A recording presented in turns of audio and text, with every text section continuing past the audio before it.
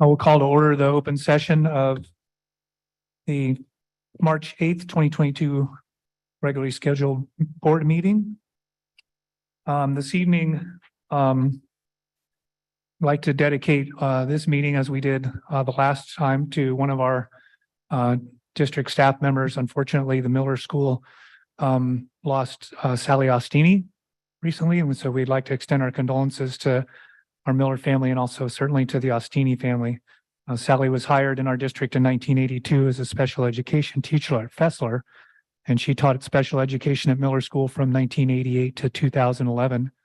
She then moved to Taylor School to teach kindergarten, first grade special education. She retired in 2018.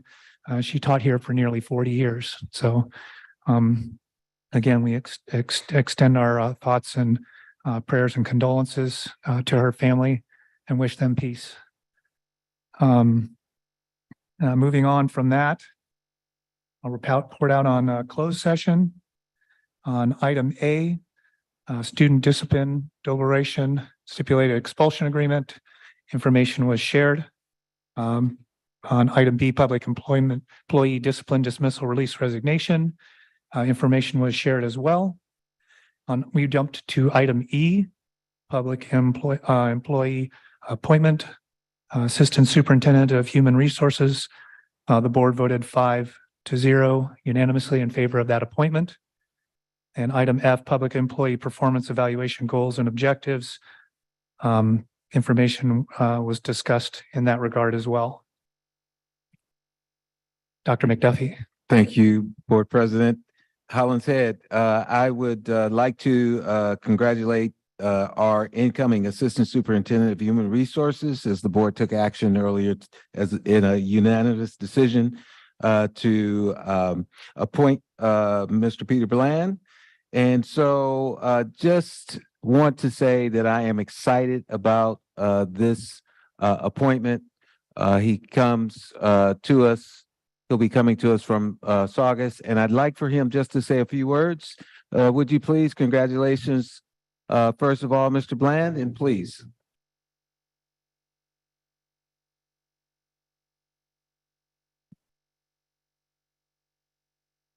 Well, thank you, Dr. McDuffie. Thank you, Board President, board members, and cabinet. Thank you so much. And to teachers and staff members and everybody who I've met today and this afternoon. Has been very welcoming, warm and welcoming, as I've said. And I really appreciate this opportunity. I'm thrilled to be coming to Santa Maria Bonita. And I really look forward to working with everybody and just, building relationships and forging, new friendships and really working together as a family. That's really what I stand for. And, I really am very thankful for this opportunity. Thank you very much.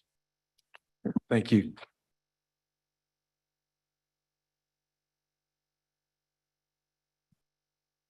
All right, our meetings wouldn't be the same without our interpreters. So this evening, Cesar Ruiz and Benito Flores are interpreters. And our greeting and support is Aida Hernandez and Manuel Rios. And we'll backpedal a little bit and do our roll call for open session. Thank you for reminding me, Kristen. Mr. Lara. Here. Ms. Cabral. Present.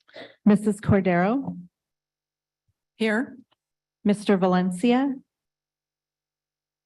Present. Mr. Hollinshead. Present. We got you, Mr. Valencia. Thank you. All right, we'll now have our Titan inspiration and pledge. Do you have somebody, where's Kester? Do you have somebody to do the pledge for us? Yeah, good evening, board. Hello, Darren. How are you? These are 4 people from our school that are going to do the Pledge of Allegiance. Good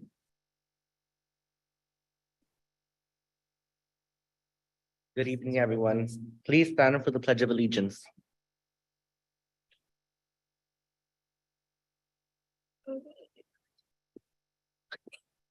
Put your right hand over your heart. Ready, begin.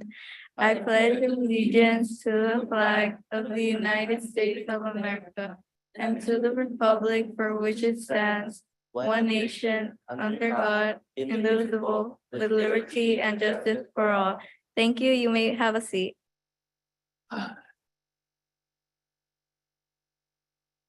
So actually, I should tell you that that was Yusuf, Karen, Diana, and Eunice. So thanks very much. Give them a round of applause, please. And then very briefly, I wanted to talk about the inspiration that we have. You might not know, but El Camino is one of the oldest things in Santa Maria. It's a school which we think is about 96 years old, but we're not entirely sure. So as I said to Mr. Bland earlier on, if you know exactly how old our school is, please let us know. And so we have a piece of inspiration which is looking back in time, looking at nostalgia and what we've done there, and also looking forward.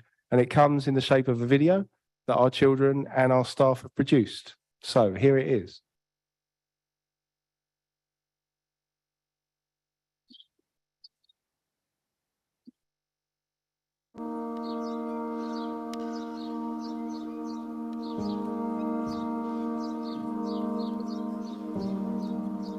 El Camino is a really special school because it's a school that is integral to what Santa Maria is. There is no Santa Maria without El Camino. When you talk to the old timers, people who've been around a long time ago, this is where they went to school. And it's a great feeling to be part of an institution that's been so vital and long lasting in our community. It's connected with the community. It's one with the community. My name is Luke Laurie. I'm a science teacher at El Camino Junior High. Been here 25 years. El Camino offers tons of different opportunities for students. Aside from curriculum that we know we already offer great curriculum to our students, we offer great relationships, great connections with students, which I think is probably the most important here. Every single teacher is different and every student is different, so there's someone for someone here at El Camino. So I think that's what makes El Camino so special. The first year coming into El Camino, everyone talked about this family feeling type of thing here, and now 4 years in, I definitely see it, and I think the kids definitely feel it as well. El Camino has a variety of different ways kids can get involved in the campus. We have sports teams throughout the year. That includes the cheerleading squad. We have on-campus clubs that run during lunchtime. They also run before and after school. A lot of teachers just open their doors to create like safe havens for kids to come in. We just want to get away from the regular crowd and kind of just, do their own thing. And I always thought that's pretty awesome to watch as I walk by the campuses. Sometimes I go in and visit for a little while, just see the different types of kids that go into different rooms. So I think that's very powerful that our teachers and our staff are just available for them. El Camino is a place where there's something for everyone. We help students achieve their goals and foster engagement through a wide variety of classes, sports, clubs, and activities. I'm one of the many AVID teachers here on campus that help students achieve their goals. In AVID, we focus on helping students develop organizational skills and kind of set the foundation for becoming college and career ready. Our students this year have participated in amazing activities. We had a fundraiser to attend university, so we're going to be going to UCSB on a field trip. They've participated in the Day of Hope community service event, have done campus cleanups, and achieved their goals through self-determination and collaboration. We recently took our 8th grade AVID scholars to Cal Poly, and just seeing the look on some of their faces was amazing because they were able to visit a college campus and just potentially see themselves there in a few years. And one thing that was really cool about that trip is we actually ran into a former El Camino student who is currently a Cal Poly student there. So I was able to introduce her to some of my current students, and I think just seeing her, following the same path that they currently are right now is just something that was really unique and special. My name is Edgar Oliveira Lua, and I am a student here in El Camino. The thing that I would love to be when I grow up is to be an artist, because in 2018, I was like one of the kids that was fighting with cancer. So I struggled a lot. But the thing that helped me out was the art of like drawing, singing, even playing my electric guitar. After high school, I want to be a professional guitarist. I grew up listening to a lot of metal bands, and I always looked up to the guitarist. I always liked the guitar. I thought it was a really cool instrument. Leadership really helps me communicate more with people and be more social, because before I wasn't too social. After high school, I am planning to go to college and study designing. I personally want to be a fashion designer or interior designer. Here at El Camino Junior High, Mr. Johnson has supported me. He has believed in me. He has also helped me out when I have struggled many times. I believe he's an amazing teacher. A teacher that would help me with that would probably be Ashley Sandoval or Miss Sandoval. She's an avid teacher and she wants to prepare us. She's probably one of the only teachers to prepare you for college and after that, so. My name is Huberto Villanueva. I go to El Camino and I'm in 8th grade, and I want to be a mechanic because I think working on cars would be something fun to do. I think Ms. Guzman is really helping us achieve our goal because she's teaching us how to do things in the real world. After high school, I want to study more to become an English teacher. I want to be an English teacher because Ms. Guzman has inspired me to become an English teacher. She's a good role model. She's a good role model because she shows examples and she just inspires me to become an English teacher. ASB has helped me to become more confident and more proud than I was beginning of the school year. I want to inspire more 7th graders to become less shy and more confident. Take a look at what are the true needs of the students and target those. Helping students understand technology, helping them understand employment opportunities, combining understanding knowledge, the world around them, geography, along with understanding how they are going to make it and find their place.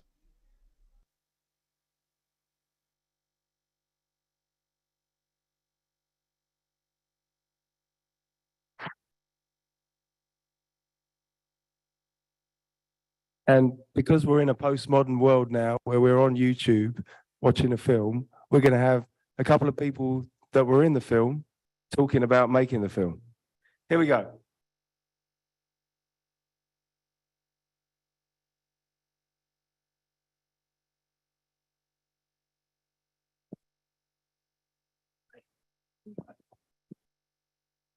Good evening, school board members, teachers, and community members. My name is Diana Reyes, and I am a 7th grade student at El Camino Junior High. When I was asked to participate in this video project, I felt very proud to have been selected. I was given an opportunity to express something that I have never done before. It also allowed me to express my true feelings on campus, teachers, and future. As I watched this video, I automatically felt a sense of pride because I attend that school, a school that consists of students who are determined to succeed in life and help their families, a school that has a lot of staff members that are invested in students and their well-being. I would like to challenge this community to focus on the great things happening at El Camino and all of our surrounding schools. This video only highlights a few of the many great students, teachers, staff members, and opportunities being offered to the students. I really appreciate this opportunity and hope that other students will get to experience this celebrity moment in the future as well. Thank you for your time.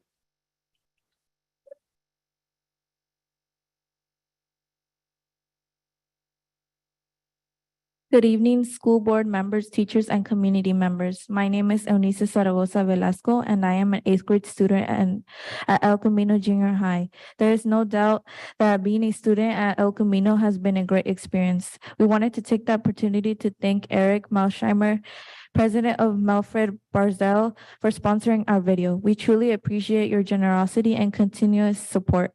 We would also like to thank Robert from RP3 Production, also former El Camino Titan, for making this experience fun and memorable for students and staff. We really hope in the room enjoyed the video as much as we have. Thank you.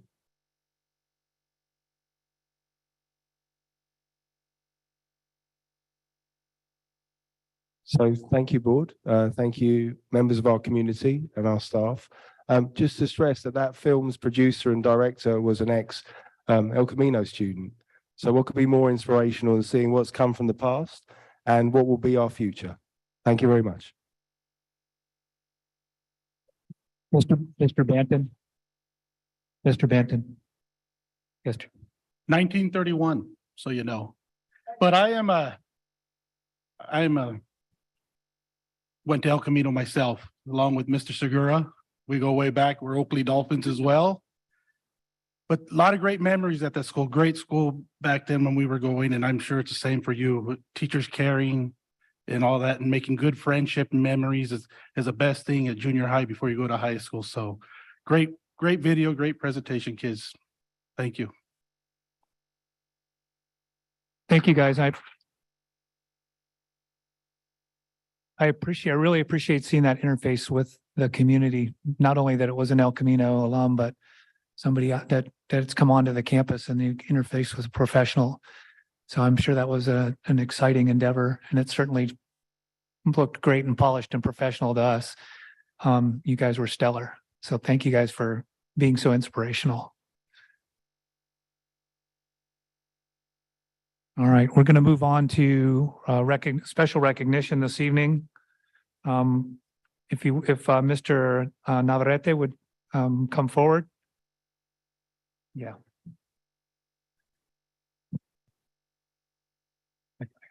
Oh, the certificate.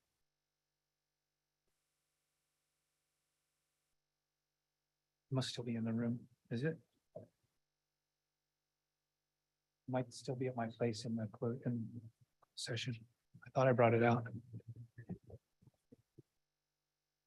It is our. I didn't know I could turn it off up here. It's our honor tonight to recognize and celebrate one of our distinguished parents. Mr. Adan Navarrete has lived in Santa Maria for 28 years as an entrepreneur, business owner, and a lifelong learner.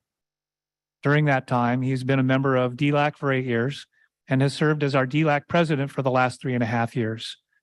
Together with his wife of 30 years, Alma Delia Bale, they are raising their 7 children who have attended Fairlawn, Alvin, Rice, Battles, Libben, Jimenez, and Fessler Junior High. His wife Alma has been at his side to support and help in all of the family's endeavors. Currently, Alma will be serving as our new president of DLAC. Although Mr. Navarrete is a very busy businessman, he has prioritized his time for students in order to ensure that we are collaborating to provide the best possible support and education for our students.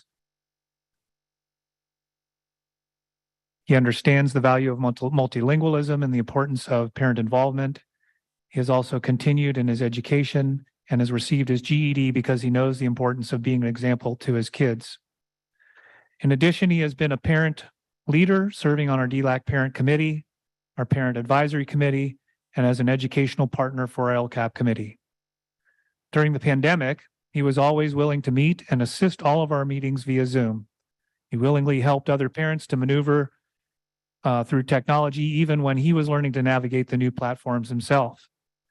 As Mr. Navarrete also assisted alongside and through their example, they demonstrated that their children's education is a family endeavor. We would like to thank him for his commitment to our school community and for the hours of dedication and support he has provided for the benefit of our students. We appreciate his perspective, his time, and willingness to participate. Mr. Navarrete, thank you so much for being part of our school family.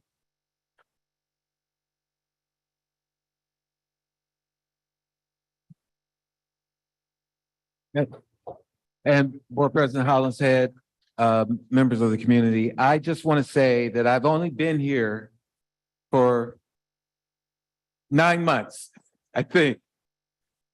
And it has been a pleasure every time that I have an interaction with you. It's a part of an involvement in the community and for our students. And so I appreciate your presence. I appreciate your voice in Santa Maria Bonita. And I look forward to continue having your voice as a part of Santa Maria Bonita. So I want to thank you personally for being here and for all the work that you've done.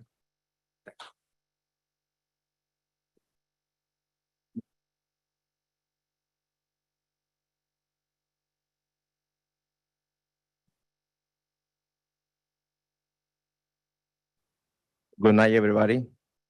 Good night, board members, teachers, and parents. I know my English is very short, but I'm gonna try to say something.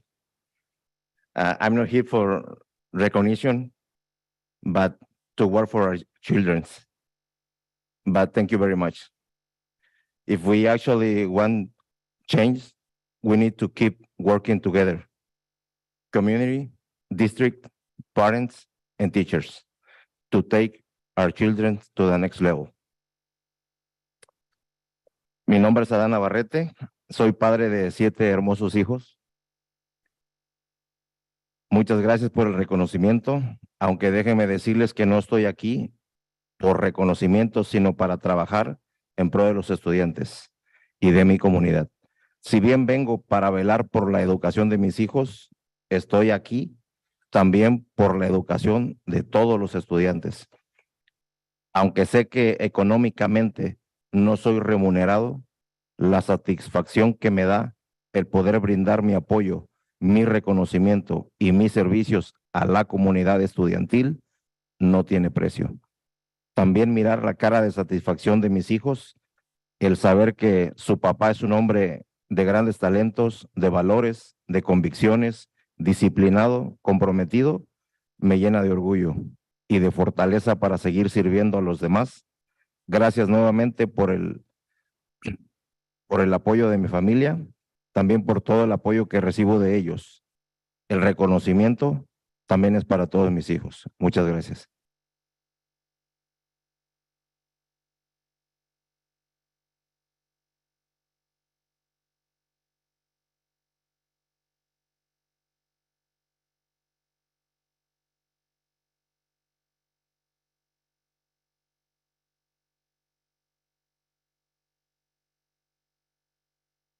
Y'all got it, right?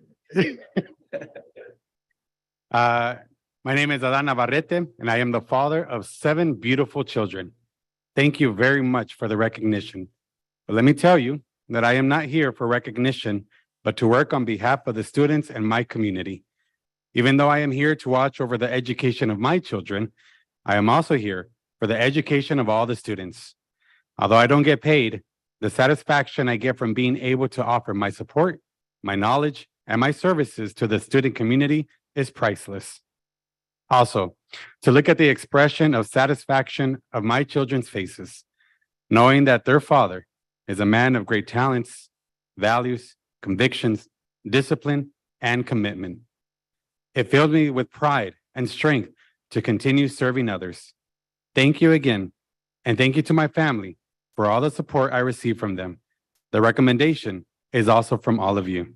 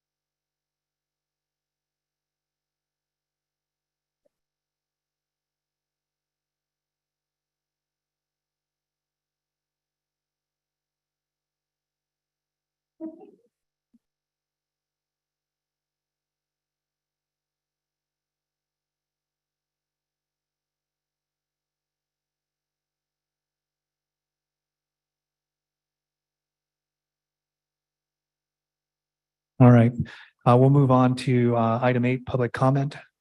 Open session. The public comments are intended for members of the public to address the Board of Education on items involving the school district.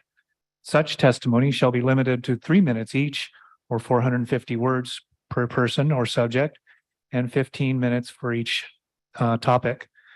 If an answer to a special question or specific question is requested, the board president will, if appropriate, direct administration to respond in writing. Do we have any comments on agenda or non-agenda items? We do have comments on non-agenda items. Let's move forward. All right. We have Jonathan Patterson.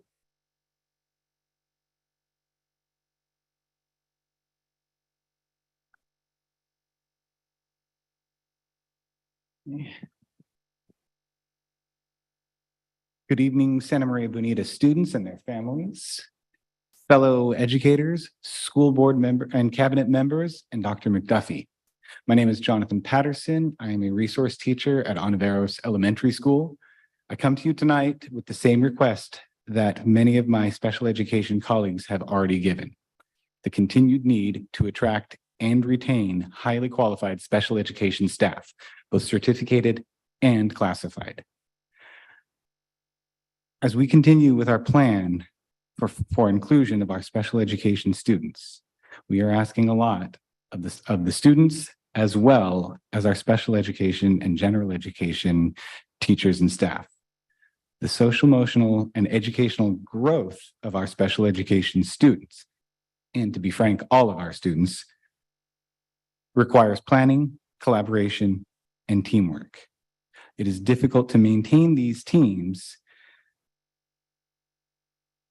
when we lose people due to lack of appropriate and competitive compensation. We see and appreciate the work done by the Special Education Department and the Human Resources Department under both Dr. Cameron and Dr. Grady. Mr. Bland, please understand, though, that we are not out of the woods yet. Please continue to make Santa Maria Bonita a place where highly qualified teachers and staff of all kinds want to work. Thank you very much. Thank you.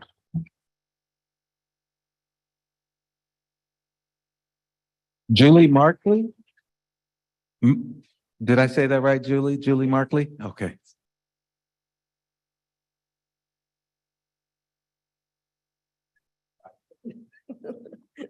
Hi, welcome everybody this evening. My name is Julie Markley and I'm the instructional coach at Ontiveros. Tonight, I'd like to ask that the board and the school district approve a traffic study for Ontiveros and then work with the city to implement what is suggested. I'm in the front of the school every day with my fellow coach, ELD coach, and at morning drop off. I'm also on the school site council. Often in the mornings, I have parents ask if there's something that can be done about the dangerous traffic conditions that happen daily at drop off and pickup times. Parents have asked the same thing at school site council meetings. One parent used to work for a company that did traffic studies, and he thought there was much room for improvement at our site and probably other sites too.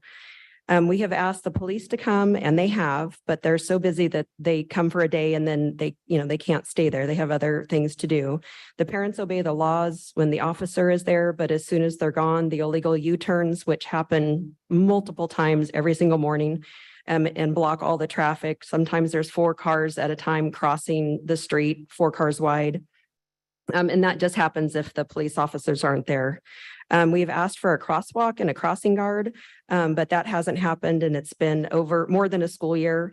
I don't even know if that's the answer. That's why I'd like the professionals to come out and look at the situation, and because ultimately we want to get our kids there safely. Let's see. So yeah, hiring an outside firm that specializes in that would be what I'm asking for. It's the best thing for our students, to be there. Last year, a little girl got hit by a car. This year, a dog got run over. In the past, a principal got hit by a car. So it's not just my opinion. Things have actually happened. I ask that something be done before anybody else gets hurt. Thank you.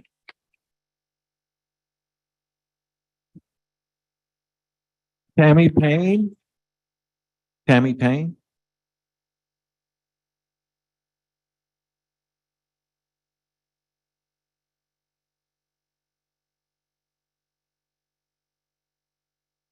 Good evening, Dr. McDuffie, board, community, and teachers.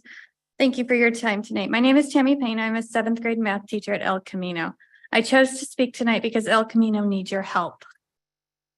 It is no longer a safe place for our students and staff. We've had several students assaulted this year, and we've had at least 2 staff members assaulted. I've been at El Camino 9 years. I fell in love with the school and its community, and family feel within days. I don't feel that way this year. We have so many amazing students this year who are making good choices and have wonderful dreams and aspirations, but it's hard to see them, believe in them, and support them through the chaos that has become our campus. A large number of our staff have expressed to me how tired and scared they are. We have 7th grade students who have missed the majority of their 4th and 5th grade years, which are key years for building friendships, dealing with bullying, and growing emotions.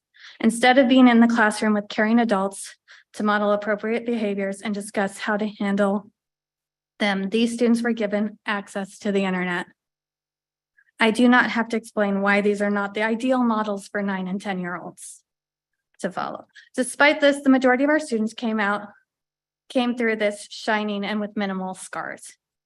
However, the students who did not come out with just a few scars are not getting the help and support they need. Consequences for poor choices are minimal and seemingly inconsistent. And this is what the students are seeing regularly. Lack of clarity and enforcement of our rules for both staff and students at the beginning of the year has led to dangerous and inappropriate behaviors by the students on campus. Staff and students need to know the rules, the consequences of not following the rules, and all students need boundaries that our students are not seeing this year. Also, at the Ed Partners meeting last week, I listened to Dr. Zimmerman talk about how great the new security company is doing. I was shocked when I heard this. This isn't what I've seen at El Camino. We, teachers, instructional aides, and student supervisors have expressed several concerns to all 3 of our administrative team about some of the things we have seen going on that are concerning to us. I won't go into details right now, but if you would like more details, please feel free to reach out to me or come spend some time on our campus and observe. I would be surprised if you're not concerned by what we are seeing. Thank you for your time.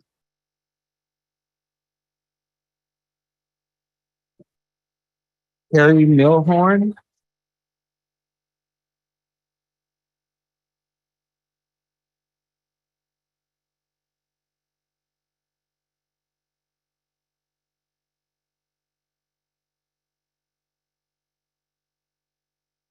Good evening, board members and community. Thank you. I'm Carrie Milhorn, 26-year veteran teacher. Currently, I teach at El Camino, and I am so proud of the students in tonight's video, proud of all of our students who set goals and work to reach them. Parents entrust us with their greatest treasure, their children, and parents should know what's happening in our classrooms. Some in our district and the teachers union claim that the issues harming public education are not happening, and that's a lie. They claim we don't teach critical race theory or push extreme gender ideology. I disagree. What does critical race theory look like in the primary grades and junior high? Making race and ethnicity the center of learning and life. It disregards the truth that every individual matters. Panorama, which the district spends tens of thousands of dollars on, asks students, staff, and community members to rate their connectedness to the school based largely on racial interactions. Critical race theory also means promoting anti-American material, so students believe they can't succeed because the system is racist. It denies the fact that success is a result of hard work and determination. It negates personal responsibility, which was beautifully demonstrated by our students in the video and countless other Santa Maria students. It makes no sense when our district and our board are filled with people from different races and different cultures. Some claim that no one is pushing gender ideology, and that's a lie. At my school, a paper identifying alternate pronouns like Z is posted in our staff room. We were given a gender dictionary that identifies 26 genders. When asked to name our guiding principles, the things that matter to us, a staffer said drag shows. Some staff won't even use the words boys or girls. In our schools, we have students who are socially transitioning, boys presenting as girls and girls presenting as boys. Gender dysphoria is a sensitive topic. The questions that parents must ask are, how is this issue handled? Is the school withholding information about your child from you? Is the school teaching what you want your children to know? The district pushes pronoun choice. That is another form of lying. Every time someone uses a preferred pronoun, they are lying to every other student in the room. I work with some awesome, dedicated teachers, but I would not put my kids in public schools today. Teaching kids lies is teaching there is no such thing as truth or reality. And staff, teachers, administration, our school board should not lie to students. Parents, ask your kids what they're learning, what they're reading and discussing. Ultimately, it's up to you to guide them. Thank you.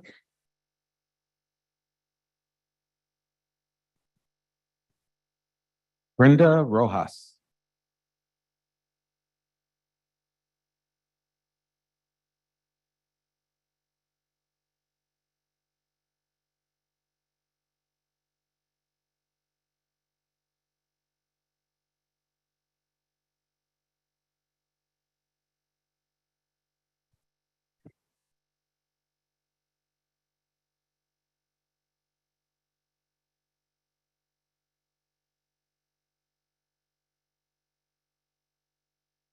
Good evening, everybody.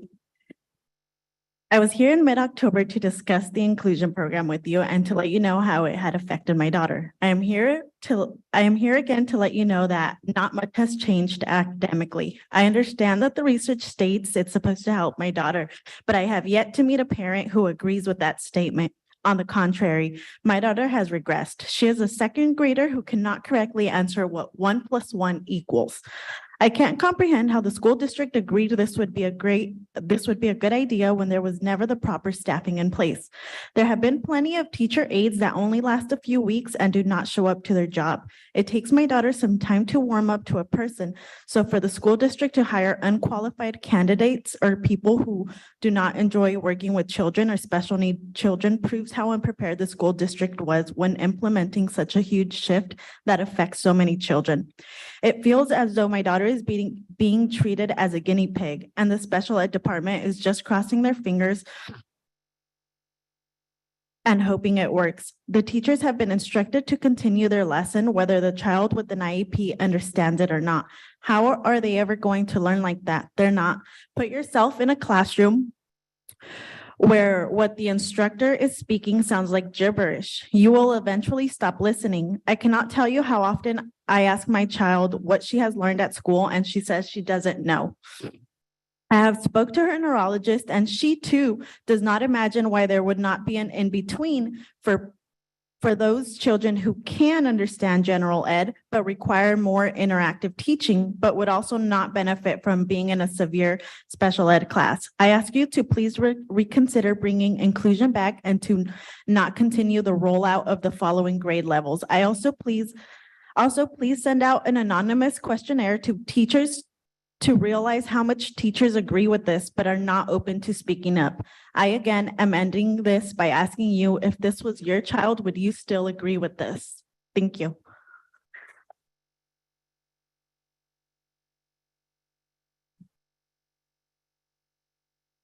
That's all the public comment we have.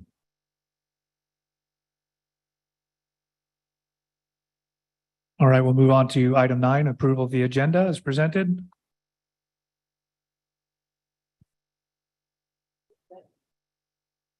I'll move to approve the agenda as presented. I'll second. All right, and as a point of clarification, the amendments to the one resolution with the dates or years? Yes, it was the year for the Change to 23, 24. Correct. Okay, so The resolution has changed, but it's still on the agenda, so the agenda hasn't changed. I'm just saying with those modifications to that resolution though. When we get to the resolution, we'll explain the modifications or present them. Yes? Is that correct? That wasn't why, but that wasn't my understanding, but we'll go for it. I'll do it that way. That's good. Roll call, please. Mr. Lara, Aye. Ms. Cabral, Aye. Mrs. Cordero, Aye. Mr. Valencia, Aye. Mr. Hollinshead. Aye. And consented, item 10. I'll move to approve the consent agenda or consent items as presented. I second. And moved by Mrs. Cordero and seconded by Ms. Cabral. Roll call for that. Mr. Lara, Aye. Ms. Cabral, Aye. Mrs. Cordero, Aye. Mr. Valencia, Aye. Mr. Hollinshead. Aye. And we'll move on to item 11A, student discipline action on stipulated expulsion agreement between the district and parent of expulsion number 22-01.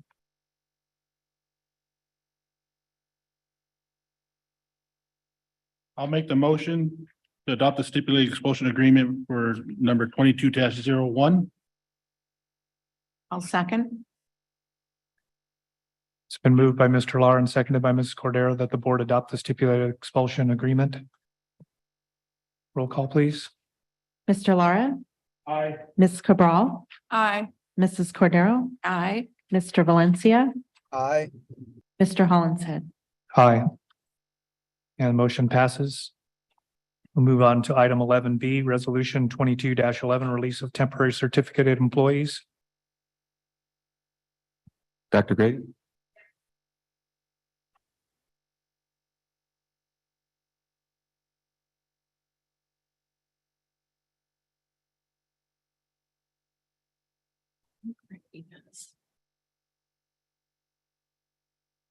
The amended one.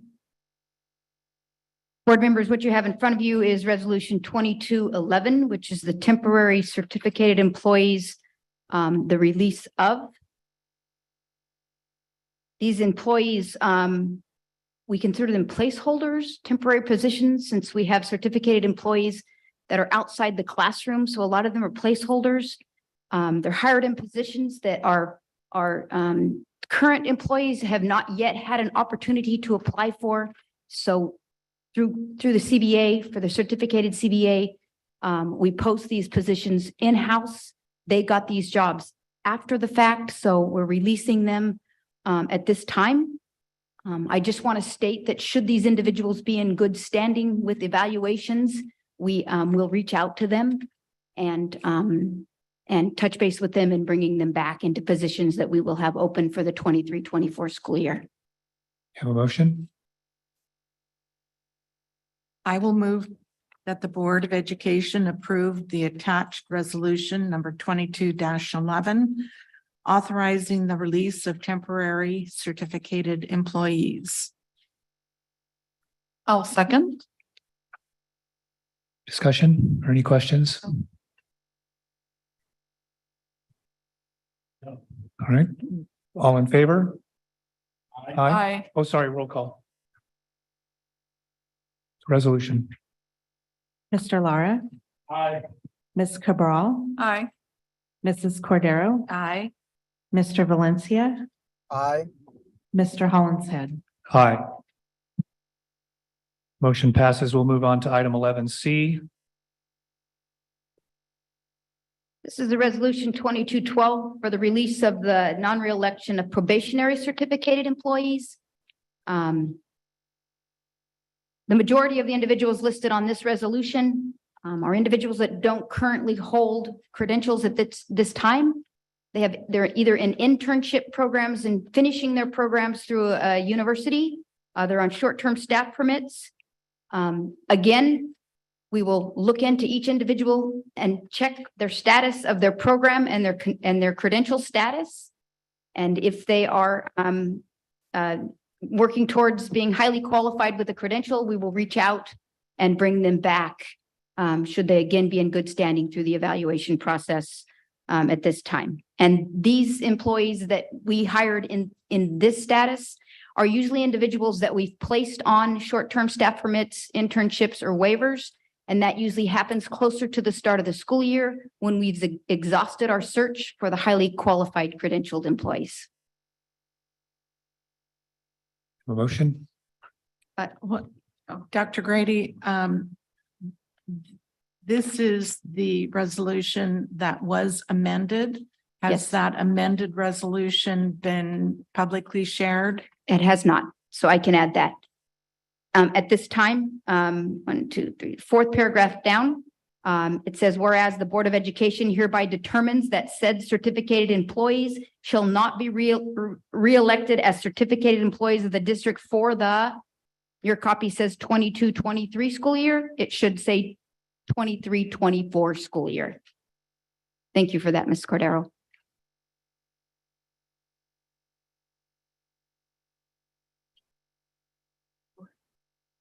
Okay, I go ahead and make the recommendation that the Board of Education approve the attached resolution 2212 authorizing the non-re-election of probationary certificate employees for the school year 23-24 as presented. I'll second. Moved by Ms. Corral, seconded by Mr. Lara. Is there any further discussion or questions? Roll call vote, please. Thank you for the clarification, Ms. Cordero. Mr. Lara, Aye. Ms. Cabral, Aye. Mrs. Cordero, Aye. Mr. Valencia, Aye. Mr. Hollingshead. Aye. Motion passes. Moving on to item 11D, 2023 CSBA Delegate Assembly Election.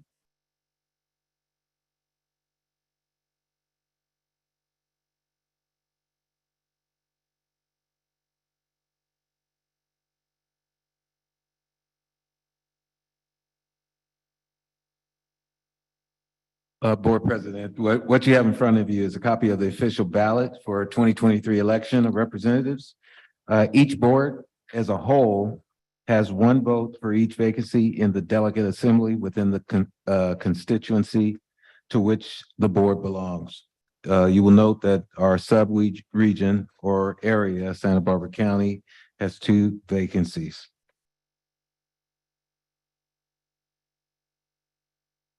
Mr. Hollingshead, I'd Yes, like to make a Cordero. comment before we have any kind of nomination.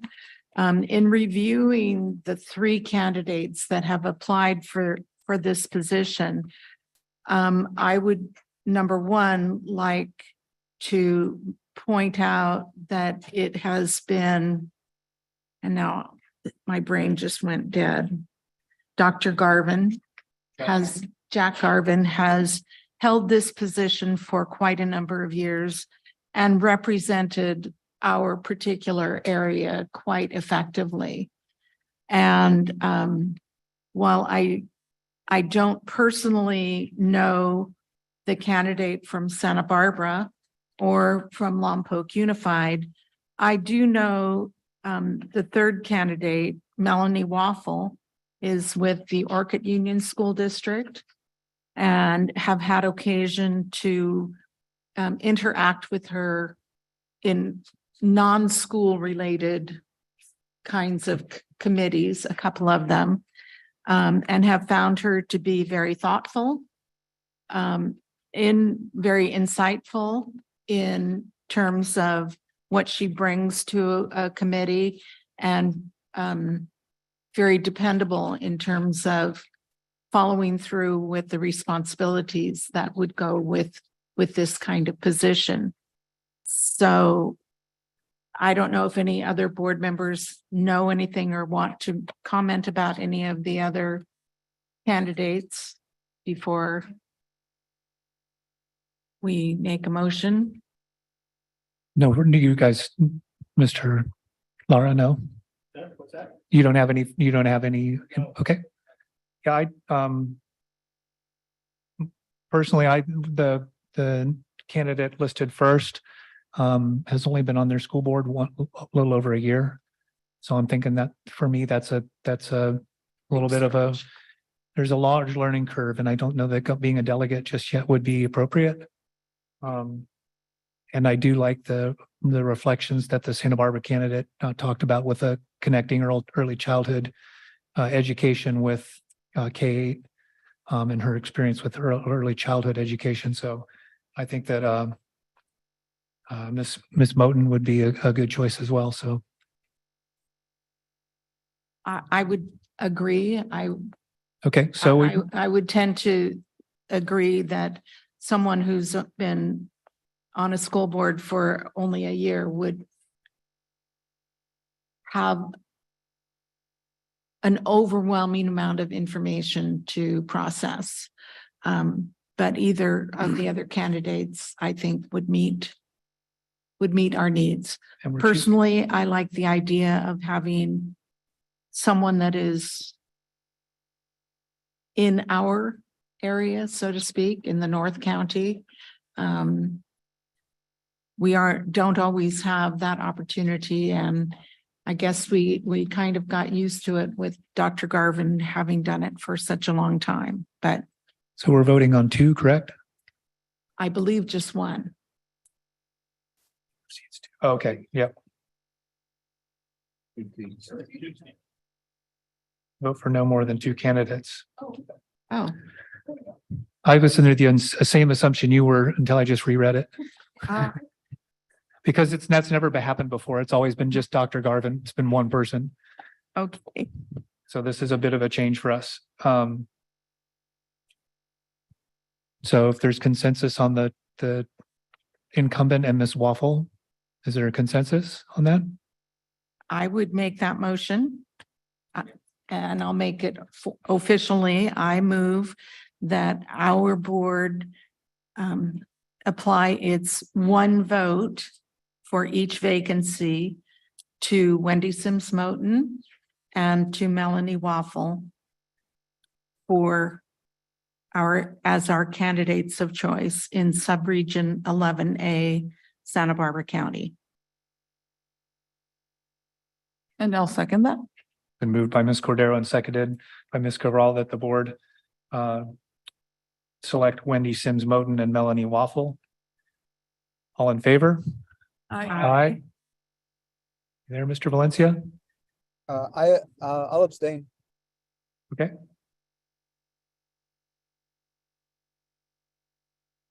Got that recorded, Miss? There you go. We'll move on to item 11E, certification of second interim report for 22-23. Mr. Beecher or probably Mr. King. Seeing Mr. King, I'm thinking that's him.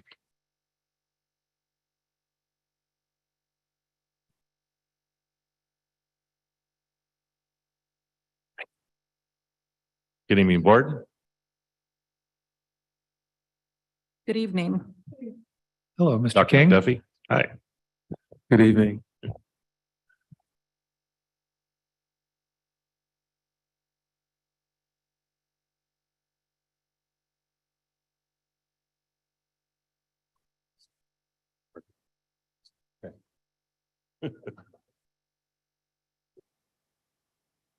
Well, I'll be going over our second interim budget report this evening.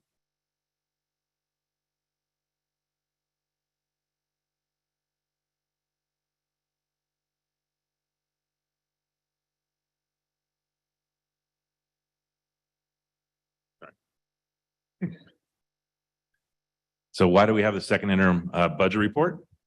It is to meet the requirements of AB 1200 to show that the district can meet its current obligation and our obligation 2 years out.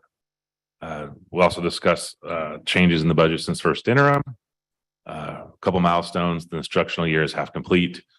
Funding has been determined for most programs, and the governor's proposed budget is released for next fiscal year. So looking at our summary of assumptions, our enrollment is 16,696. Our ADA is 15,499. And our estimated funded ADA is 16,238. With the funded ADA, we get to take the highest of current year, prior year, or a 3-year rolling average. And the highest is our 3-year rolling average this year.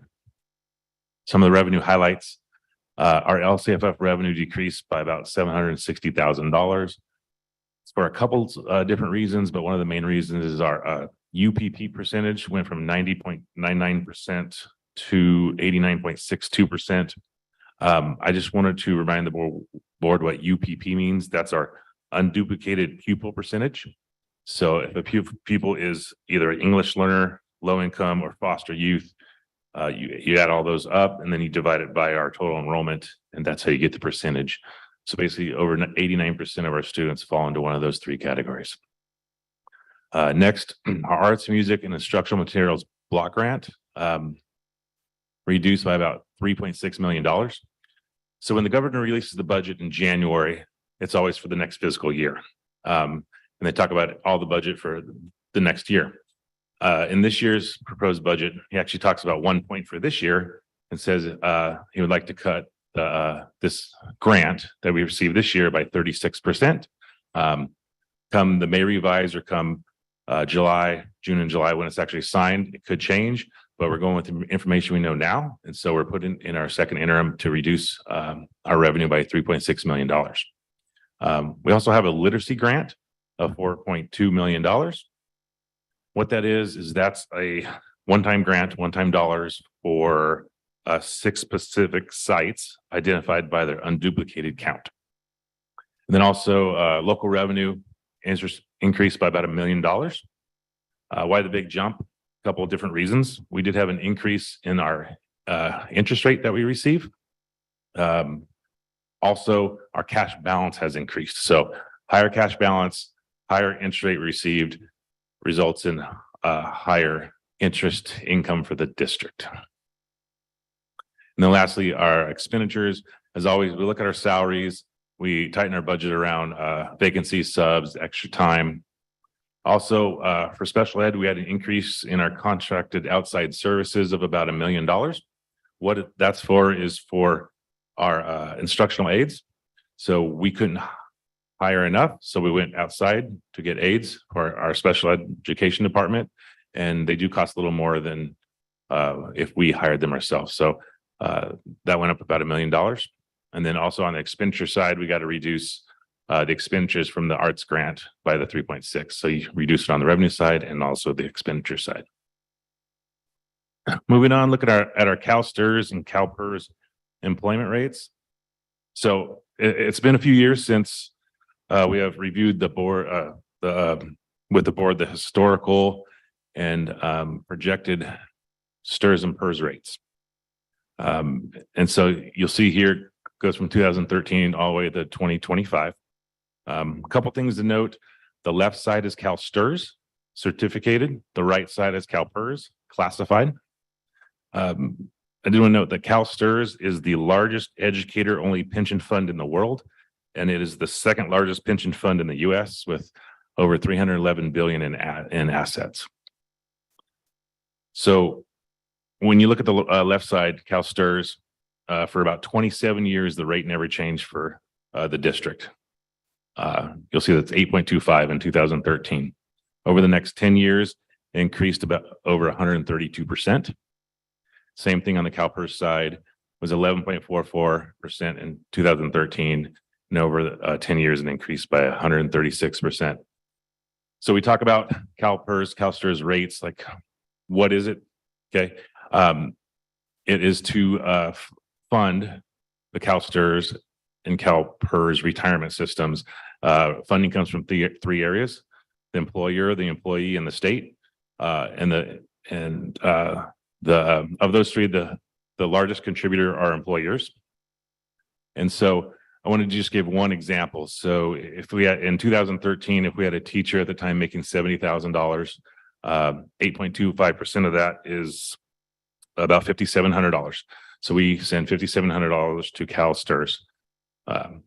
If an employee making $70,000 this year, would be our CalSTRS cost for that one employee is $13,370. So over the 10 years, it's increased about $7,600 for that one example there. So moving on, looking at our changes from first interim to second interim, we had our total revenue increased by about $1.2 million. Expenditures did go down by about 2.5. So at first interim, we were deficit spending of 7.5 million. And now at second interim, it's about $3.75 million. To the right are some of the reasons why for each of the line items. Our LCFF revenue, it's that dip in our UPP percentage. Other state revenue, increase of 632,000. What that is that's the difference between our literacy grant, 4.2 that we're getting, but we are losing part of the arts grant of 3.6. I mentioned the interest revenue before. Also looking at our certificated classified employee benefits and the salaries. We tightened the budget around vacancies, subs, extra time. Since I did budget for outside contracted services for the special ed aides, we then backed that out on the classified salary side and benefits. So we did get to reduce that by about $800,000.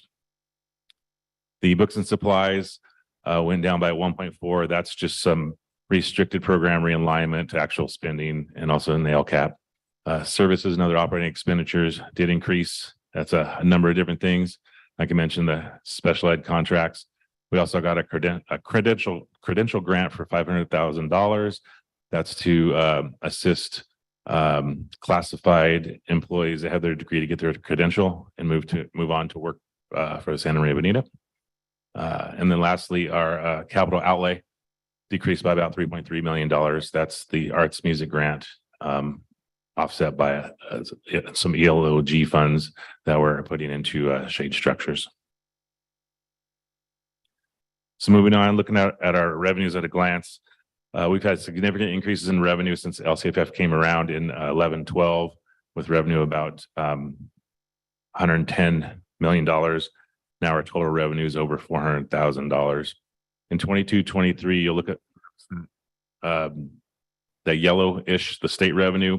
It's a big block. That's the result of our one-time dollars, our one-time COVID dollars that we're recognizing in 22-23. And then our revenue does drop down in the next 2 years. Same thing on the expenditure side. As our revenue increases, so do our expenditures, with projected expenditures of $404 million in 22-23.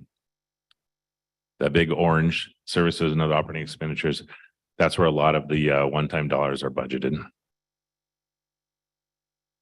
So looking at our multi-year assumptions, we remove one-time revenues, one-time costs. When we go to the out years, restricted programs are balanced and we charge indirect costs where allowed. For 23-24, going with the information I knew at the time when I created the second interim budget, we added an additional 780 TK students, which resulted in an additional 222 ADA. Also, additional 17 certificated and 16 classified FTE for the TK classrooms. And once again, this information I knew at the time. It could change. It could change within the next couple of weeks. And then lastly, COLA hasn't changed. It's still the track for 13.26% for this year. 23-24, there was a big, nice jump from 5.38 to 8.13%. Then 24-25, there's a slight decrease to 3.54%. Once again, our funded ADA is 16,238. So moving on, looking at our multi-year projections. So current year, we have deficit spending of 3.7. 23-24, deficit spending of 8 million, and then up to 9.4 million in 24-25. Once again, moving into 23-24, we take out the revenue and the expenditures for the one-time dollars. So that's why there's that dip in our revenue to $324 million. We did add in also the additional FTE on the expenditure side. Fund balance in excess of minimum reserve requirements. I'm required to bring this to you every interim. What this basically is law states you need to state what your economic reserve requirement is, which is 3%. And if you have your ending fund balance is over that, you need to state the dollar amount that it is, and then also the reason why. So you need to substantiate that. So For 22-23, we have assigned and unassigned ending fund balance of 34.5 million. Subtract out our 3% reserve of 12.1. So we're left with 22.4, then 12.2 and 17.8. Down below is the reasoning why. On it for a set aside for our COP debt service payments. So what's next? Our budget provides for a positive certification that we'll be able to maintain a required reserve, meet the requirements this year and the next 2 years. And then May 29th, school services presentation of the governor's may revise for next year. And with that, I can answer any questions. What's it look like on his revise? I mean, do you guys got any, what's coming down the pipeline coming up with the governor? A couple different things. The COLA is a decent COLA, 8.13%. There's been talk of this is as good as it's going to get. So at the May revise, it could look a little worse. And we are required to use the May revise information to create our budget for next fiscal year.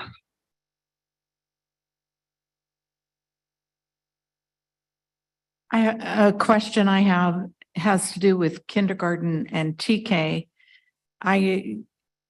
Kindergarten is not required. Parents are not required to enroll their children until they are 6. My assumption is that that same rule means that children of TK age are not required to enroll in school as well, but we do receive ADA for those grade levels, correct? We do receive ADA for those grade levels. Can you put this back up? I know it referenced them in the slides. I just wanted to confirm that.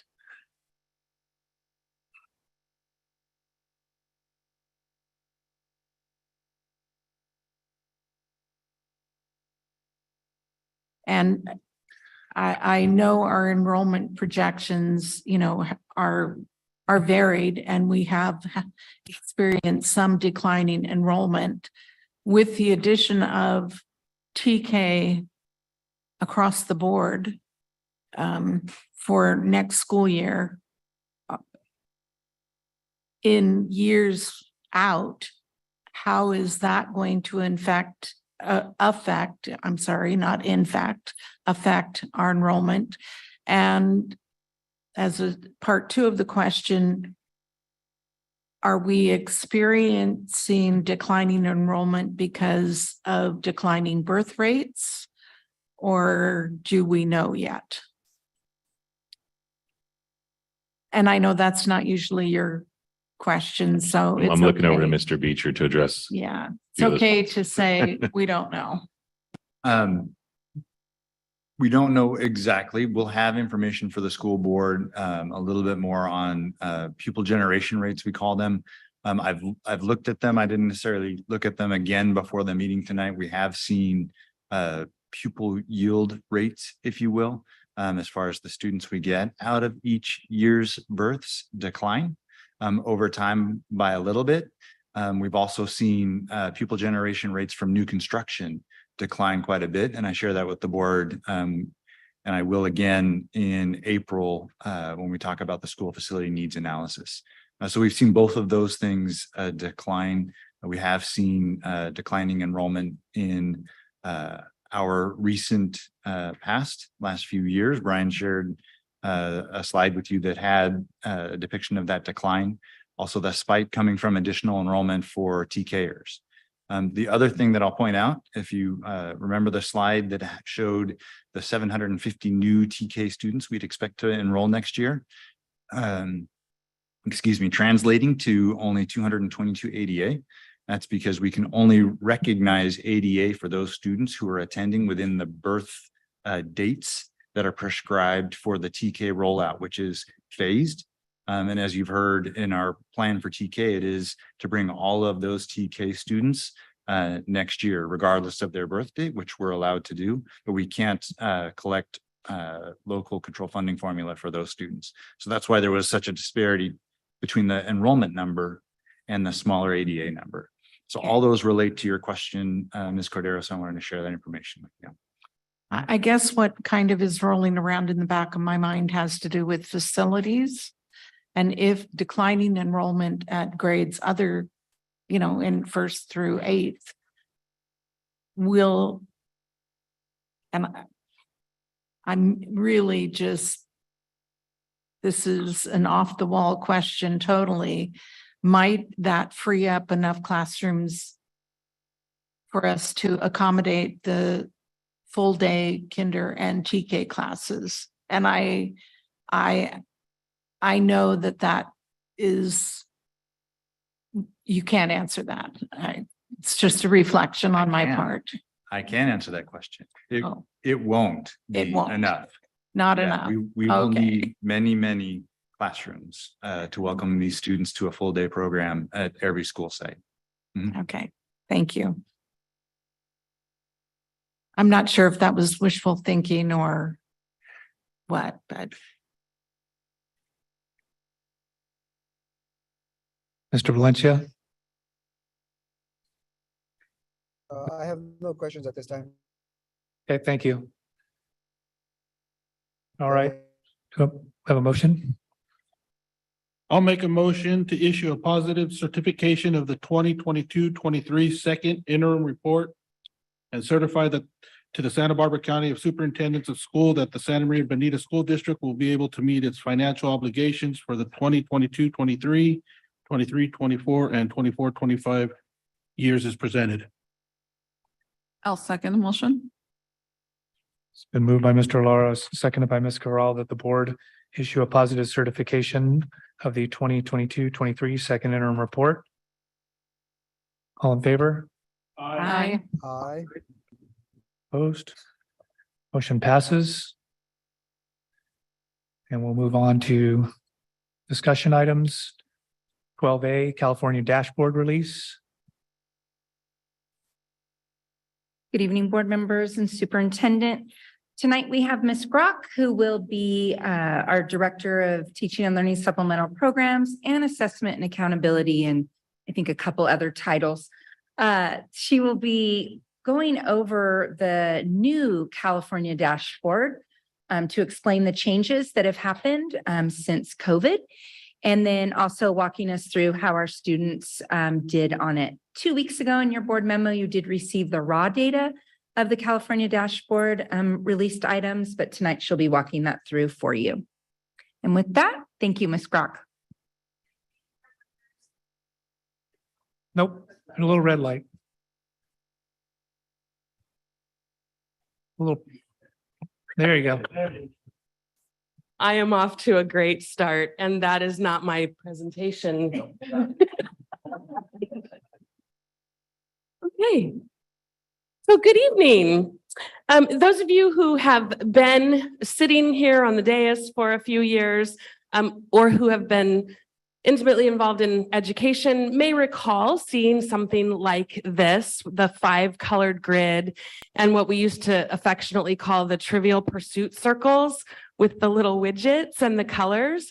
So to remind you of what this looked like the last time we had a dashboard, we were always looking at 2 factors for every piece of data that we received. We were looking at status, which is how many of the students met the achievement that we wanted them to meet. But we were also looking at change. Did we move the needle on the percentage of students who met that goal from one year to the next? So of course, as you know, we don't have any change because we haven't had a dashboard for a couple of years. So everything that you see up there, the beautiful colors and the trivial pursuit circles, you can forget all about them because they don't exist this year in the dashboard. This is what the dashboard looks like this year. It's all purple, and it is affectionately referred to by the people who created it as the cell phone bar status graph. So we're going to talk tonight about cell phone bars. So 2022 represents the restarting of accountability after the waiving of testing requirements by the state and the federal government due to COVID shutdown. And so with the restarting of only status in 2022, we had to reorganize how the dashboard was reported. So we now look only at status, not at change. So we're looking at how our students did last year on our metrics, and we are rating them from a low to a high performance level, or from a very low 1 bar to a very high 5 bar performance level. So if we were to have 85% of our students meeting proficient or advanced on the CASP ELA, we would have 5 bars and be very high. If we had only 2% meeting that proficiency, we would be very low and have 1 bar. The tricky part about this cell phone graphic is that depending on which measure you're looking at, very low can be very poor performance, or it can be very good performance. So for instance, in the example of academics, if you have very few students or a low number of students achieving proficiency, you have a very low status indicator, and that is a low performance level. But on a rating like suspension, if you have a very low number of suspensions, that's a very good thing. So you would have 5 bars and have a very high performance level. So when we talk about very low, very high, 5 bars and 1 bar, we have to kind of look at the visual as well as hear the words, because the metrics change depending on which piece of data we're looking at. So we're going to dive right into what the dashboard release includes. So the dashboard release that came out in December of 2022 included our district chronic absenteeism rating.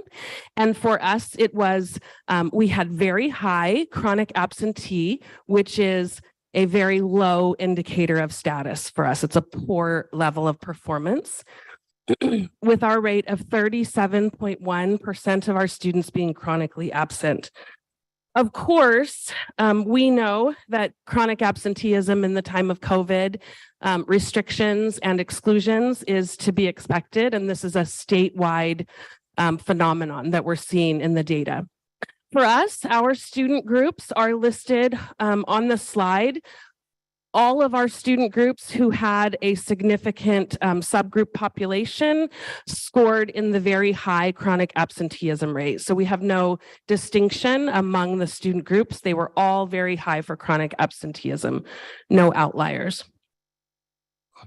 Another way to look at chronic absenteeism is to compare it across the county and the state and across multiple years, with the exception of the 1920 shutdown. So the chronic absenteeism rate more than doubled statewide in this dashboard release, but Santa Maria Bonita School District's quintupled. This is, of course, due to COVID restrictions, the fact that there was no vaccine for COVID 5 to 11-year-olds until November of 2021, and no Omicron vaccine available until December of 2022.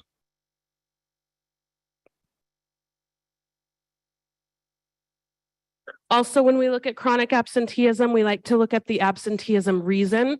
So remember, chronic absenteeism is a report of how many students missed 10% of their instructional days, regardless of the reason.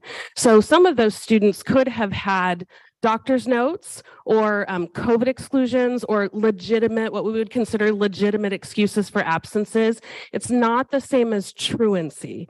So we wanted to make sure that we looked for you at the absenteeism by reason rates in our district, the county, and the state. And so you can see we have a much higher rate of excused absences than the state and a much lower rate of unexcused absences or truancies by the state compared to the state. We contribute this to the outstanding work of our community liaisons and family outreach advocates who are reaching out to families to make sure that they're in communication with the school and that the school knows why the student is absent. We also contribute some of this disparity to the fact that county and statewide rates would be a reporting of TK through 12th graders, while we are a TK through 8 district. So it's a little bit of apples and oranges.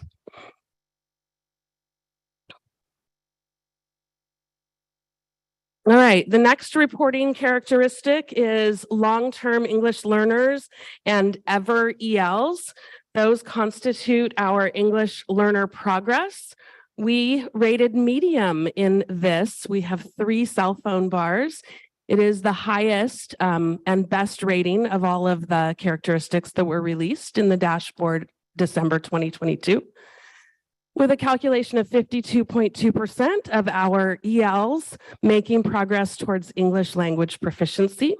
So we then pulled for you, the board, our numbers of total enrollment by language proficiency, English only, those who are dual language but tested fluent English proficient when they entered the school system, English learners, reclassified fluent English proficient students, and then the to be determined are the kids who at the time that the data was pulled had not yet been tested, so they were newly enrolled. And so you can see those calculations.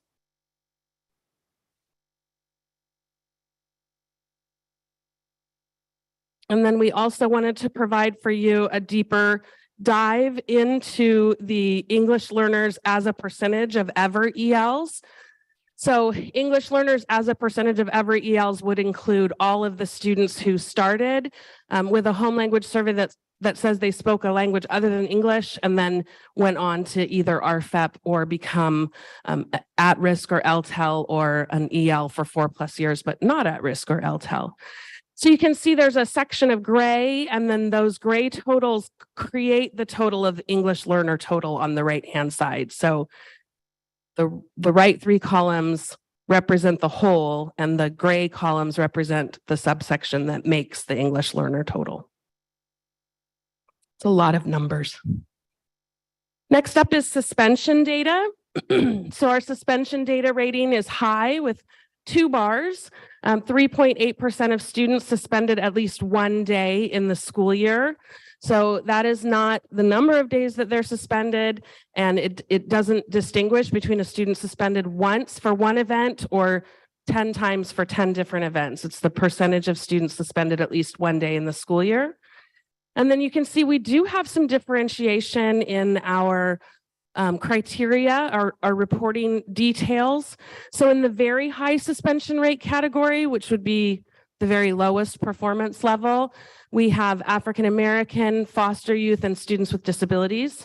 Moving from there, in the high category, Filipino, Hispanic, homeless, and socioeconomically disadvantaged. And then medium, American Indian, Asian, English learners, and white. And then very low suspension rates, which is a very good indicator for 2 or more races. So lots of differentiation in this piece of data, but the overall rating for the district is high. And so then again, we wanted to be able to offer you a comparison to the county and the state with our suspension rate, with our percentage of students with just 1 suspension, and our percentage of students with multiple suspensions.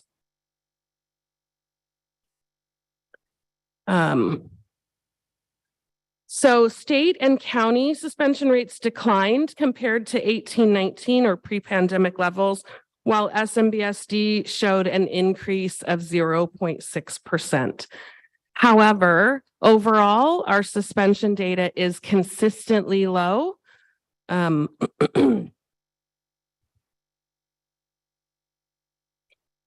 that is not the correct. That should say expulsion data. I apologize. So our expulsion, it does say expulsion data. So we wanted to also look at expulsion data, and you can see that across the district and the state, expulsion rates are very low and have remained consistently so. Expulsion being the next step past a suspension in terms of severity. I wanted to call to your attention tonight the fact that the dashboard release in December did not include English language arts and math because those were released earlier. They were released in October, and I spoke to you about those, but I brought them back here for you today so that you could see them in the same context and with the cell phone bars that we've been talking about. So our English language arts rate is, we're rated as low at 62.5 points below standard. And you can see how our students did according to student groups. So we have some students scoring very low, some students scoring low, one student group scoring high, and then a few student groups that were not large enough to be statistically reported. So I wanted to make sure that you had that data. And then the same thing with mathematics. We're rated low, 92.8% points below standard with our student group details. Based on the dashboard release of data, the state then calculated schools, districts, and counties that are eligible for levels of assistance to improve their outcomes. This is known as differentiated assistance. And so Santa Maria Bonita School District is eligible as a district for differentiated assistance as a result of our 2022 dashboard. We qualify for differentiated assistance in 3 priority areas. We qualify under pupil achievement for ELA, math, and our EL levels. We qualify under pupil engagement based on our chronic absenteeism indicator. And we qualify under school climate based on our suspension rate. And then within those qualification priority areas, we qualify specifically for the student groups of Black and African American students in both engagement and climate, English learners in achievement and engagement, foster youth in achievement, engagement, and climate, homeless students in achievement and engagement, and students with disabilities for achievement, engagement, and climate priorities. According to the California Department of Education, the number of schools and districts and the number of school districts and county offices of education eligible for differentiated assistance is substantially higher this year than it has been in the past. 10 of 21 districts and COEs in Santa Barbara County do qualify for differentiated assistance. That includes us, Orchid, and Santa Maria Joint Union High School District, all qualifying for differentiated assistance. So more to come on what that support looks like. We also use the dashboard to calculate individual schools that qualify for assistance or ESA assistance. This is known as CSI and ATSI. So the highest level of support is comprehensive school assistance or CSI. And as a result of the dashboard release, Arianas Junior High is determined to be eligible for CSI as a low performing school. And I've placed up there on your screen the 5 tiles that show their cell phone bars and how they qualified for comprehensive support and assistance.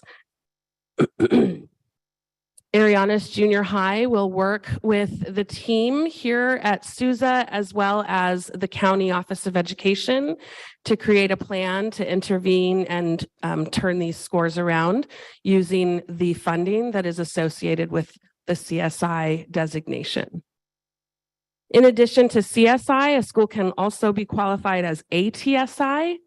So schools are eligible for ATSI according to the criteria listed on the screen and by looking at individual subgroups.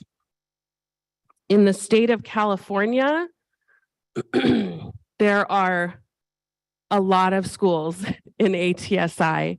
Out of the total of 9,943 schools in the state, 6,209 qualify for ATSI designation. And so that includes all 20 of the SMBSD schools, with the exception of Arianas Junior High that's in the higher tier for CSI. So all 21 of our schools, based on the dashboard, will be receiving levels of assistance in an effort to change the outcomes of our indicators on the dashboard. We wanted to give you a look at how these schools, these 20 schools, qualified for ATSI and in what student groups. And so this is the list of each school and how many of their student groups qualified them for ATSI and what those student groups are.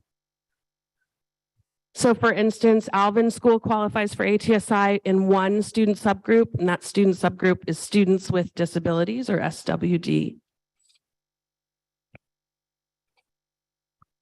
Another way to look at this, and one that sort of fits better with our pattern of working together in a PLC type of structure, is to look at what groups of schools are focusing on specific student groups so that they can learn from each other and support each other. So this is the same information in a different form. So instead of starting with the school and then telling you all of their characteristics, we started with the student group and then told you what schools qualify. So for instance, for the Filipino student group, Taylor will be focusing on them. For the Hispanic group, Adam, Benita, Bruce, Fessler, Liberty, Oakley, Rice, Tommy Kunst, and so on for each of the student groups.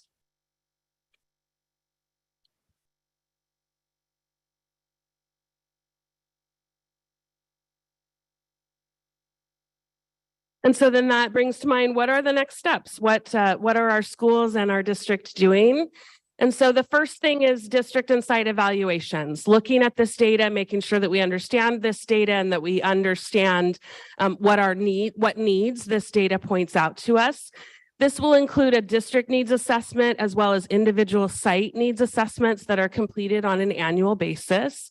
It will also include a Title I program evaluation for each site, and then a DLAC or ELAC needs assessment at each site and the district level.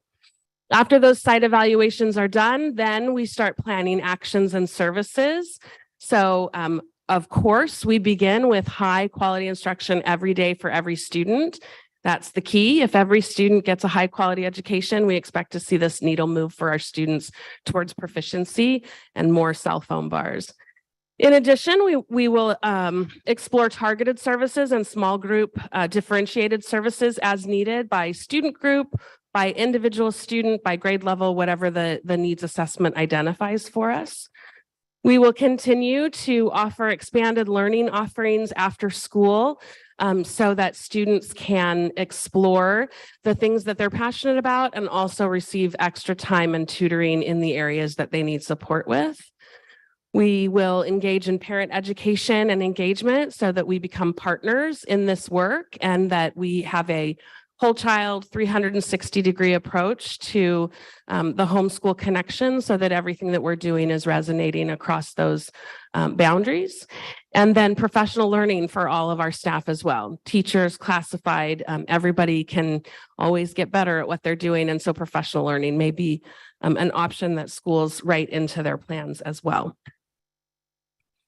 And so with that, I have provided for you a summary and overview of the dashboard release of data from December 2022 and the implications on our sites and district. Thank you for your time this evening. Any questions or discussion?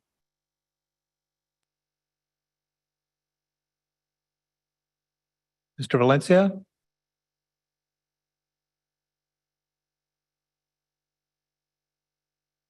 I have one.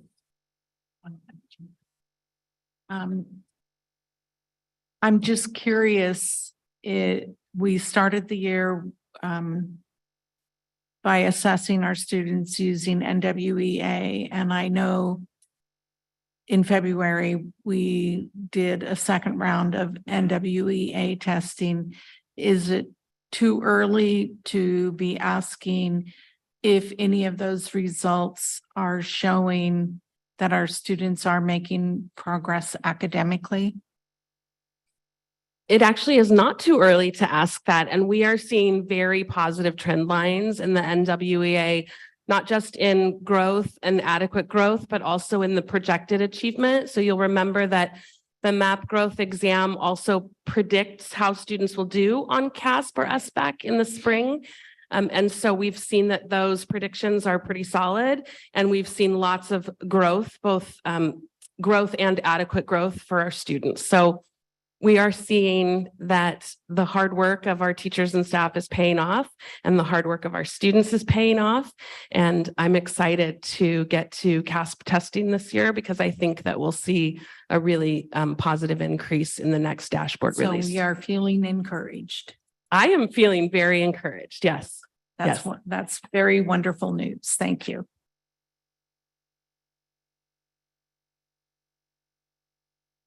Thank you, Mrs. Crock. Thank The you. board will acknowledge receipt of the California dashboard release information as presented. Move item to item 12B, local control and accountability plan and local indicators mid-year update. It's like Dr. Humphreys is coming up. Thank you, Board President. And tonight we have Dr. Sam Humphrey, our Director of Plan Alignment, who will be providing you with the mid-year update for our LCAP. Tonight, he'll be covering three things: current efforts and initiatives, and how we're doing in our plan, the ongoing educational partner input, and then, of course, where we're at on our timeline, and a handy dandy packet. So I'll turn it over to you, Dr. Humphrey. Thank you.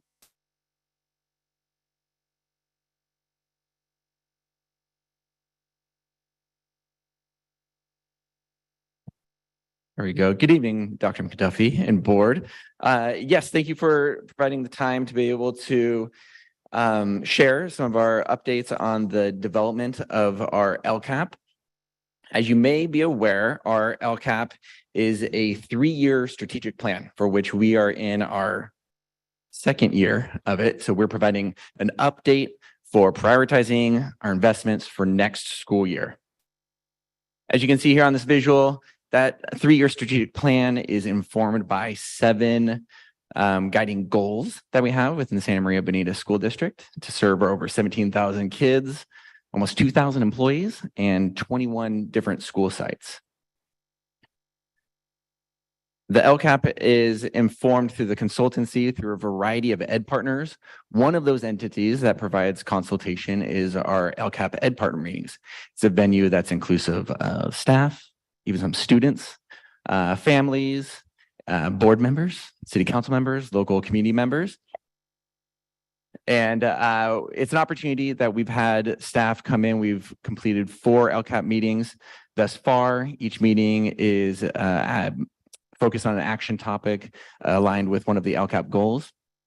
Provides the opportunity for staff to share some of the progress and the initiatives and the efforts aligned with that goal to the community. We have small group discussion based within their clusters, whole group discussion for share out.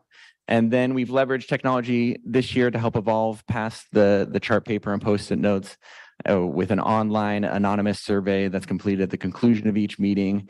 And through 4 meetings, we've been able to achieve 200 participants on the dot that have contributed over 300 thoughts onto the thought exchange and provided almost 4,000 ratings, which helps us really prioritize some of those actions and services moving on to next year.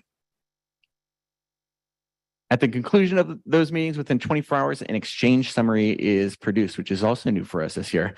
We're able to put this on our website within 24 hours of our LCAP meeting, and it gives a great visual and reflection. This is a good example from one of our first meetings that was centered on family engagement. And you can see here from the participants, some of the words that stood out to them from their responses. It gives top themes by their total thoughts, and then it gives the top key thoughts that were rated from the group. We've tried to increase our outreach to our partners across the system by also providing online surveys. We've done 5 of those thus far this year, and we've been able to get almost 1,000 participants across our school community to participate in those online surveys. They've provided over 500 contributions and given over 8,000 ratings. We complemented our annual survey with the question of how familiar are you with the SMBSD LCAP?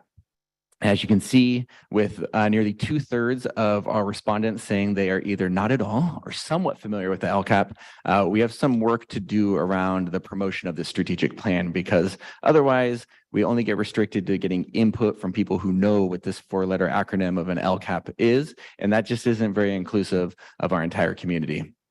I'll highlight some of our efforts on that in about 2 slides for you. We've also tried to increase and been really intentional about our outreach to our most important members of our community, our students. We've gone to junior high schools. We've spent our lunches with them. We've gone to AVID classes, and Thought Exchange has been a great tool. Our kids are really acclimated. They're able to go on with a QR code and provide their voice on there. We have over 70 different participants across those visits who have given us 169 contributions, and well over 2,000 ratings from our students. Top thoughts from our students can be reflected down there below, everything from a computer engineering lab, increased field trip opportunities, of course, the everlasting improved lunch options, and increased staffing of our school counselors. We've also had the unique opportunity, what I hope is a new tradition for us, and being able to partner with Ms. Dutra and our student leader and advisory team, joined a meeting. We got to talk to our kids about what the LCAP is and about a strategic plan.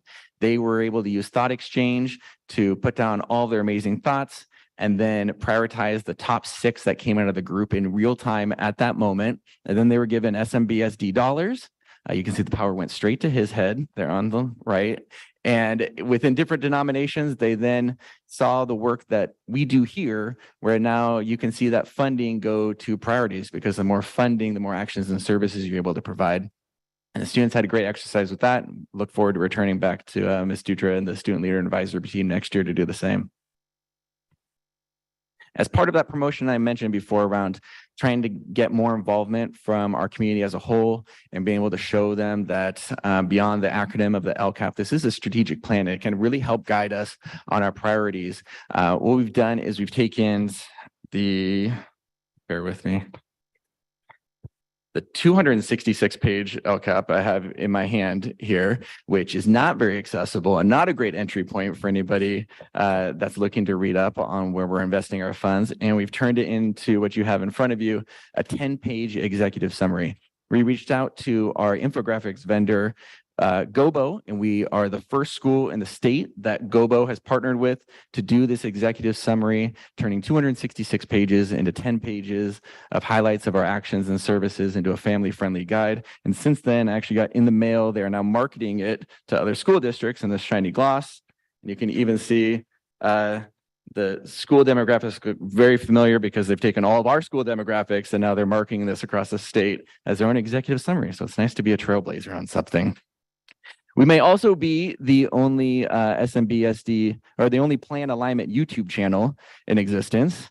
And maybe not the most popular one, but we've developed this year, not just to be able to provide a public facing way to have an overview and get information on our LCAP, but if you are unable to spend one of those 6 Wednesday nights with us, by week's end, you will always find the 5-minute LCAP recap video on our YouTube channel, and you can get a nice synopsis of what occurred during our meeting.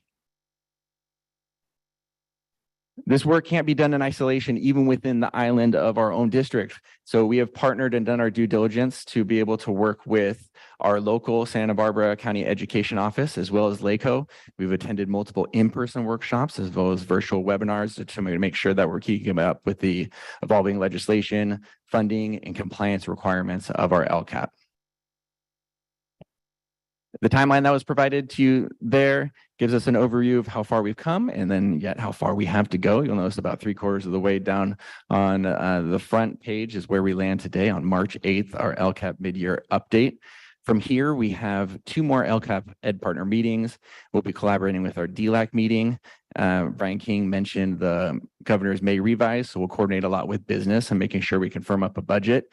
All that in preparation for the June 7th public hearing, where I'll be back up here on the podium and presenting to you the 23-24 LCAP strategic plan. And that will put us on a trajectory and a timeline to maintain compliance to submit for approval on the June 22nd date, I believe, 21st here at the board, and then get over to Santa Barbara County Education Office prior to July. Thank you for the time and being able to provide this important information on this critical checkpoint for us.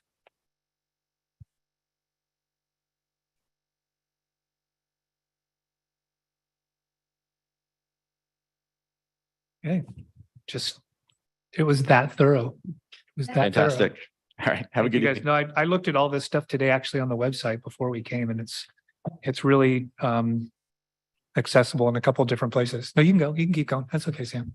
I don't want to keep you from sitting. Just a little comment. It is much nicer, the 10 pages to the 260, just Bible. There, yeah, so good job. John, I have a question. Oh, there we go.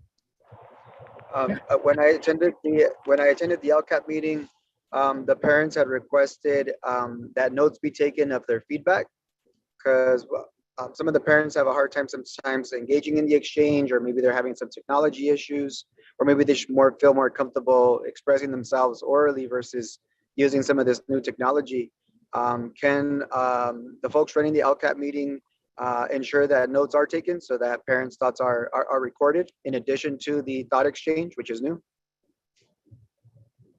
Yes, we'll be sure to incorporate a way that we make sure we capture people's thoughts in a way that's both complementary to the thought exchange and then maybe in a more comfortable way. I think part of the benefit of thought exchange is you can see the number of participants that are there in real time. And with the great help of our family engagement team, we try to ensure that every single member that's participating and wanting to log in is able to do so. And I would, Mr. Valencia, I think I know what you're talking about because I was at the same meeting and when I looked today at some of those videos, those summaries were, I think, conducive to getting some of that information across, but also there were several parents that asked that there be some redundancies built in, especially for the Mixteco community and trying to let parents know that stuff was available or where it was available. Because especially the Mixteco community feels a little bit less in contact or informed. So I think, I definitely got the impression that you heard that. My thing with the what's it called again? The thought exchange. Yeah. Was that, excuse me, in a meeting such as the last one, and Mr. Valencia was there and Mrs. Cordero was there, there was really very little time to engage in that. So I didn't find that it was overly effective that particular night. So I think that's another reason maybe to kind of keep track of input and some form of memorializing what was said or expressed, because in that instance it was not super effective, maybe not as effective as it was the meeting before. Yeah, absolutely. We have a really good opportunity, especially going into the upcoming year in our work with strategics and writing a new LCAP that we can help refine and evolve that process. So I'm looking forward to it. Is that all, Mr. Valencia? No, I also did want to follow up in that something that I noticed is during the LCAP meeting, there was interpretation. So, for example, a family member would communicate in Spanish, and then it would be, interpreted in English. Where possible, what would save time during these meetings is if everyone had a headset where in real time they could get the interpretation, so that then they're able to see the body language, right? They really hear the message in real time, and it also saves meeting time, right? Because it's literally double the time to interpret. And I also noticed that in the last couple of LCAPs that I've gone to, sometimes the speakers are communicating too quickly, and that makes it really difficult for our interpreters to be able to do their job effectively. So it would be really important to do a quick kind of like training, or a quick kind of intro on protocols on how to effectively use interpretation services. I had the benefit of attending one or two of these many years ago, and it was really helpful when I put on the headsets myself, because even though I can, speak, Spanish relatively well, it's different, right? When you experience that yourself, trying to keep up with, two languages, sometimes even three happening at the same time, if somebody's interpreting in Mixteco, for example. So just some feedback, right? To continue to improve our processes so that our families feel, connected, and so that we could understand each other. Yeah, thank you. Right.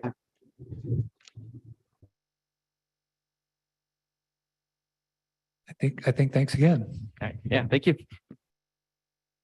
So the board will acknowledge receipt of the local control and accountability plan and local indicators mid-year update.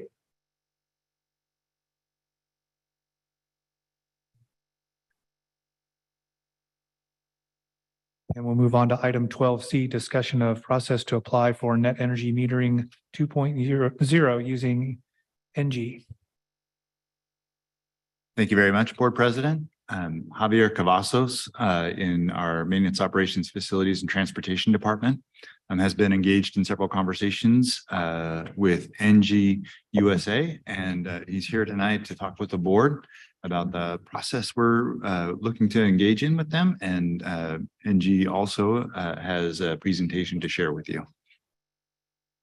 Thank you. Thanks, Matt. Good evening, board members, Dr. McDuffie, cabinet, and Santa Maria families. Tonight, I'm going to be introducing the NG team. I've been working with Ashu Jain and Emily Cottrell for a little bit over a year and a half. In that time, we have been assessing the feasibility of bringing solar to the district for every school in the district. So tonight, Ashu will be discussing with you their experience working with districts on similar projects for solar, the benefits of solar for our district specifically, and then also current opportunities in the solar industry. So with that, I'll turn it over to Ashu. Thank you, Mr. Cavazos. Good evening, Board President Hollinshead, members of the board, staff. My name is Ashu Jain. I'm with NG Services. I'd like to introduce two of my colleagues who have been working on this project right from the beginning with me. It's Amelia Cottrell. I know Mr. Cavazos didn't introduce them. She's a program development manager, and John Davis is our project manager. So, as Mr. Cavazos mentioned, we have been working on an energy project for the district for the last year and a half, and we appreciate the opportunity to bring our preliminary findings to the board. Yeah.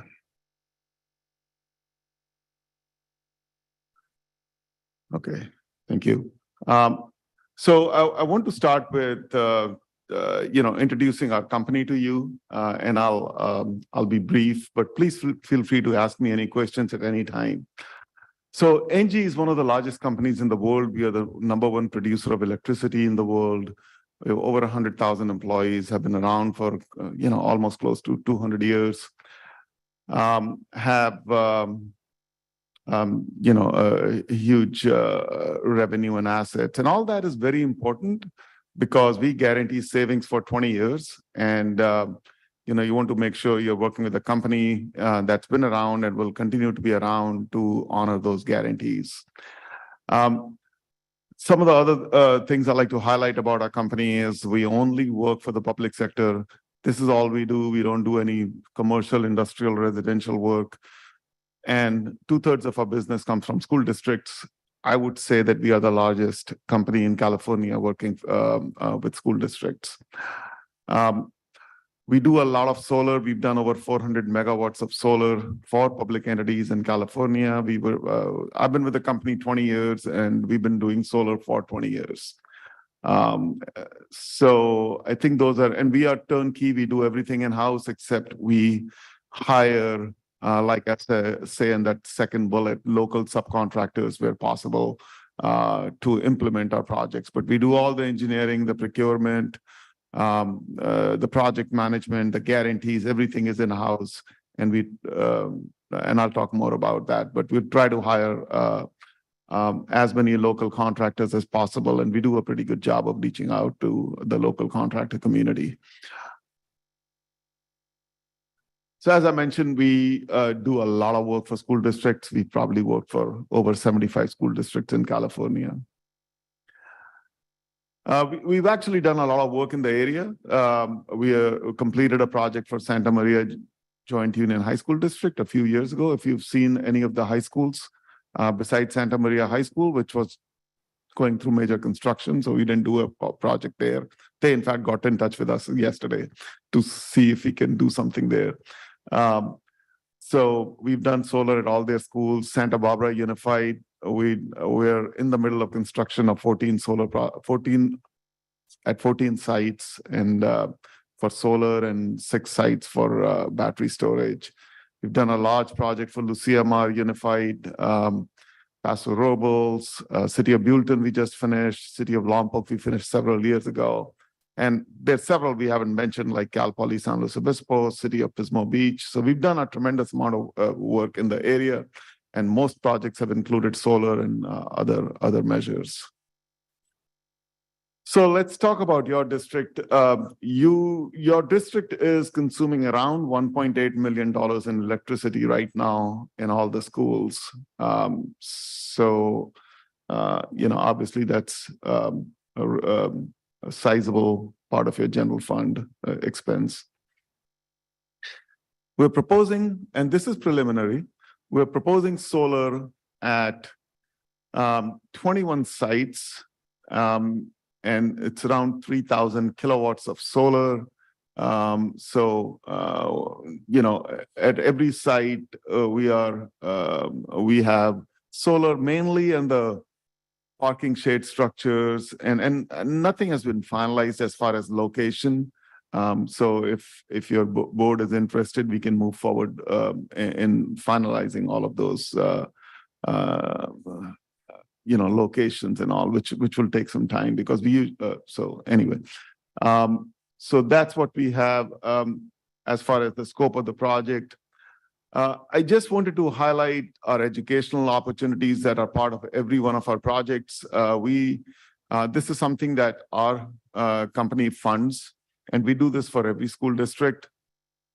So we have 5 former teachers on staff. We use the information from our projects and we bring them live into the classroom. We call them learning labs. And these are all optional. It's not like, and we customize it for every school district. We actually run for South San Francisco Unified. We run their summer school program for 3 weeks. And it could be, and we do professional development of the teachers. It could be as simple as handing out solar kits and other energy efficiency kits to students and telling them how this operates, to something really elaborate. So it all depends on what your educational personnel think is the best fit for, we have bilingual people in our company who are involved in this effort, and so that is something that can definitely be offered here, and we would love to partner with the district in implementing an educational program. And again, that is done entirely at our cost. So this is a little complicated, but I just wanted to give you an idea of what a solar project would look like, what the benefit could be. Roughly a $17 million project, and if you get it, we think we can get it financed over 20 years, and you'll save around $1.1 million in electricity in the first year. I'll talk more about the Inflation Reduction Act in a moment. And that provides a subsidy of $5 million. And overall, we completely take care of the solar system. Your staff does not have to do anything. We maintain it. We clean it twice a year. If anything breaks, it's on us to fix it for 20 years, and we provide a 20-year guarantee of savings. So if the savings are not what we promised you, we'll have to write a check for the difference every year for 20 years. So as you can see, it's a very attractive project. It can save you over almost $700,000 a year and $44 million over the life of the project. And the solar life is easily 30 years nowadays. And the solar panels are guaranteed for 25 years. Let me talk a little bit about the Inflation Reduction Act. It was passed by the president, was signed by the president in August of 2022. And it provides almost $369 billion for renewable energy. So this has been a big incentive in our industry. So it provides, previously, a school district or any public entity could not get any tax benefit from a solar project because you don't pay taxes. Only private companies could get the tax benefit. This all changed in the Inflation Reduction Act. Now, school districts, they don't call it a tax benefit, they call it a cashback, a direct payment. So a school district or any public entity that does a solar or battery storage or any renewable energy project will get 30% cashback.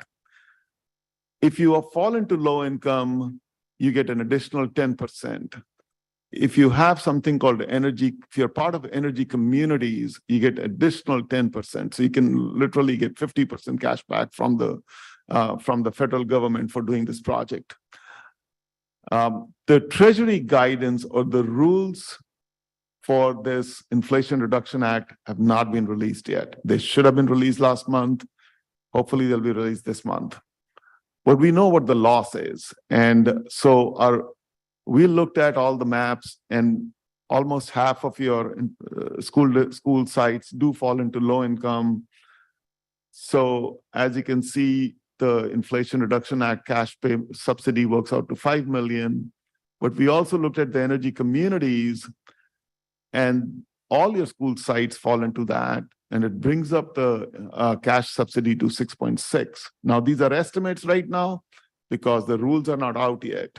So at the minimum, you'll get 30%. There is no doubt about that, but I think to say that this cash flow, I think is very reasonable and conservative, that you'll get the low income bonus credit. So in either case, it's a very attractive project financially, either 44 million or 48 million, I think it says there. So very attractive project financially. We are guaranteeing the savings, so there's really no downside here of implementing this project. So just to summarize some of the benefits, you're saving $45 million over the life of the project. You reduce your electricity spend by almost 60%. PG&E's prices are rising by 20 and 25% every year in the last couple of years. So by producing your own electricity at site, you're avoiding, you're hedging against PG&E's price increases. You get $6.6 million in cash from the Inflation Reduction Act. Of course, all the savings go into the general fund. And let me talk about, and we guarantee 95% of the energy savings. So those are some of the stimulate local economy, provide local job. That's really important for all our projects. We do a tremendous job of reaching out to the local contractor community to engage in our projects. So I want to mention one more thing and the reason for urgency here.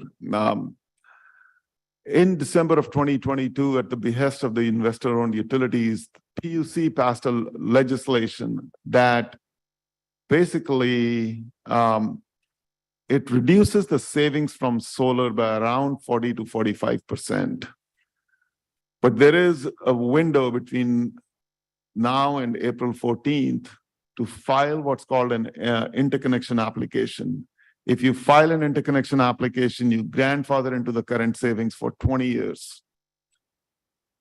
If you miss that window, your savings will go down by around, could be as high as 50%. And so it'll be very unlikely that you'll implement solar if you miss this deadline of April 14th.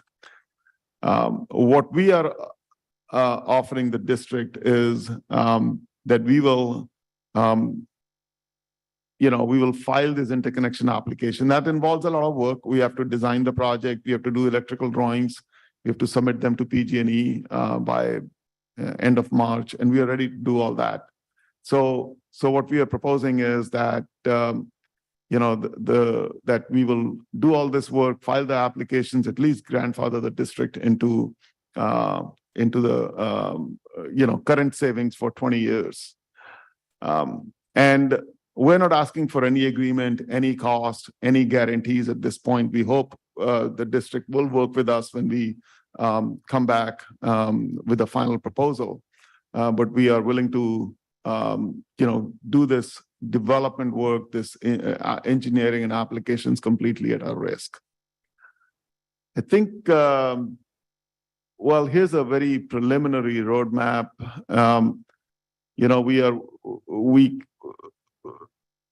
We'll file the applications this month, hopefully, or early next month. They have to be filed before April 14th. And then it'll take us 3-4 months after that to finalize our engineering, complete engineering and run subcontractors and all of that through the engineering and come up with firm guaranteed pricing as well as guaranteed savings. And hopefully we can be back in front of the board in a few months if staff approves of the project. And then if board approves the project, we can go build it. It'll take us around 15 months to build this project. So that's what I have. I'll be happy to answer any questions at this point. Yes, sir.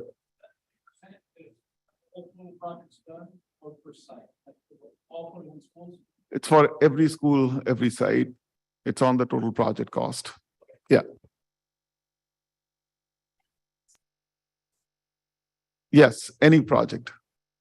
Well, yeah. Yeah, we do have a project for district office. Yeah.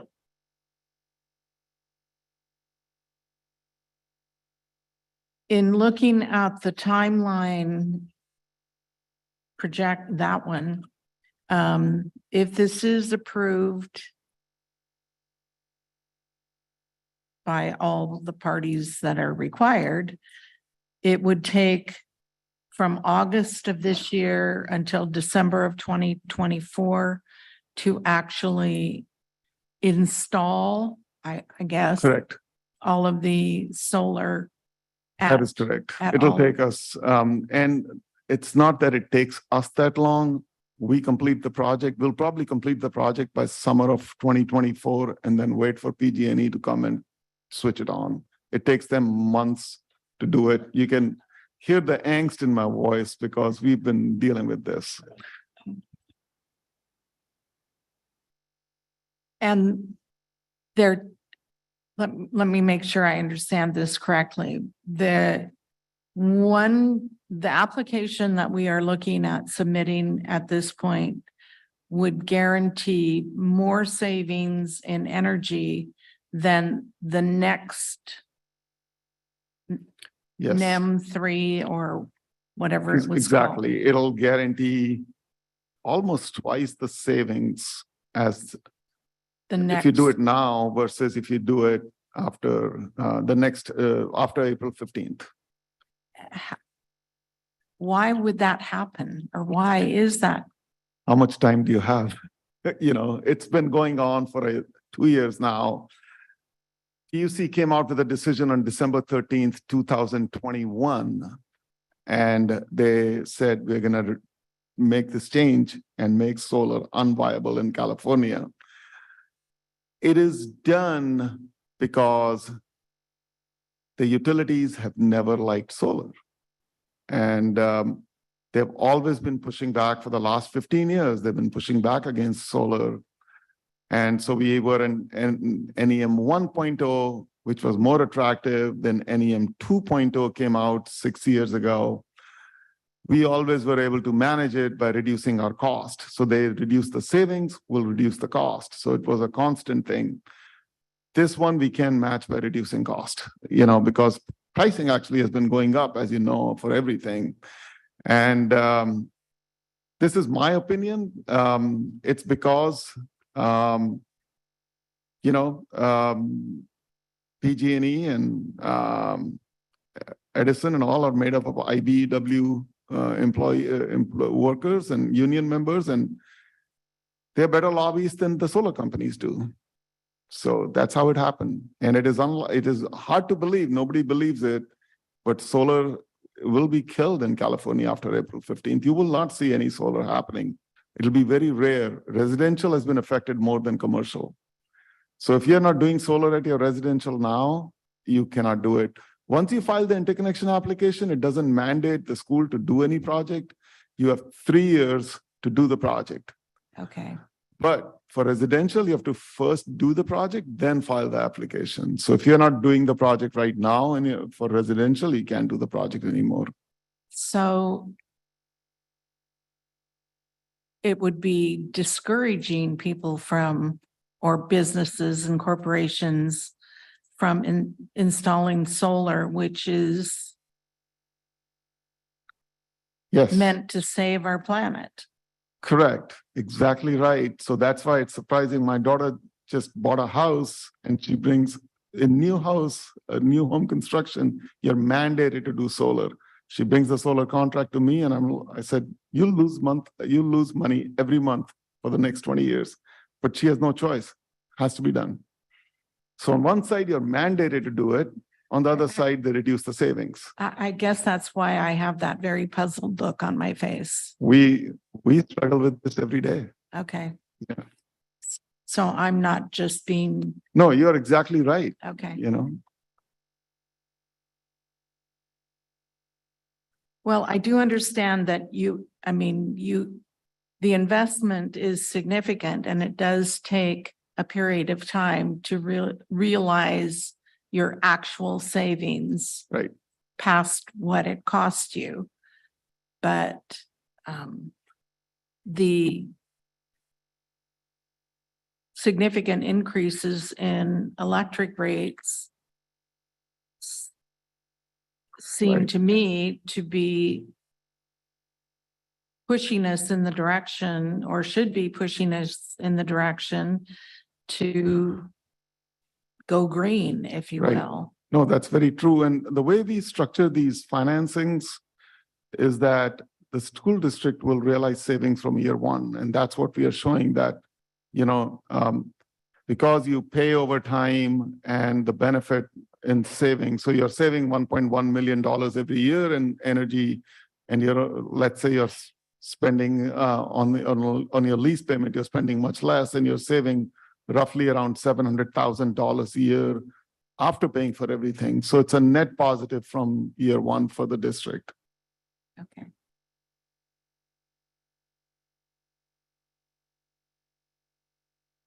Thank you, sir. Thank you. Appreciate you very much. The board will acknowledge receipt of discussion of process to apply for net energy metering 2.0 using NG. Thank you, Javier, Mr. Cavazos.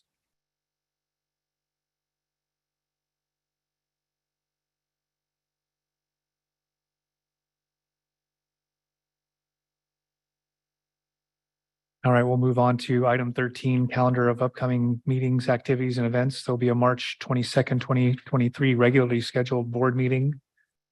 Item 14 is new business. As we've discussed previously, this is kind of an evolving subheading, but was meant to be introduced to discuss topics for presentation, perhaps from particular departments or things that the board wanted to hear about. And they may or may not be done expeditiously or in concert with already scheduled or calendared type of presentations. So there might be something, for example, that went with Dr. Humphrey's presentation tonight with an LCAP presentation, what we asked for, and then they would tell us when it was going to be, or it would be at the earliest convenience of the particular entity we were asking to present. Myself, I would like to hear from our DLI group at some point or in the near future, and that would include site staff and personnel, as we've heard from Ms. Loftus, I think this past year from the district level, but I think we would like to hear how things are going on the site from staff and even family members or whomever. Do we have a consensus on that? You guys feel like that's a good one? Yeah. I'd like another piece of information to go with that. Sure. I know that our first cohort of DLI students completed sixth grade last year. They are now in junior high. I know that they were assessed in both English and in Spanish, and I would like to know what those assessment results were and what they indicate in terms of those students who initially don't speak any Spanish, how they're performing in Spanish now, and the students that speak no English, what their proficiency is. And I need to be assured that our non-English speaking students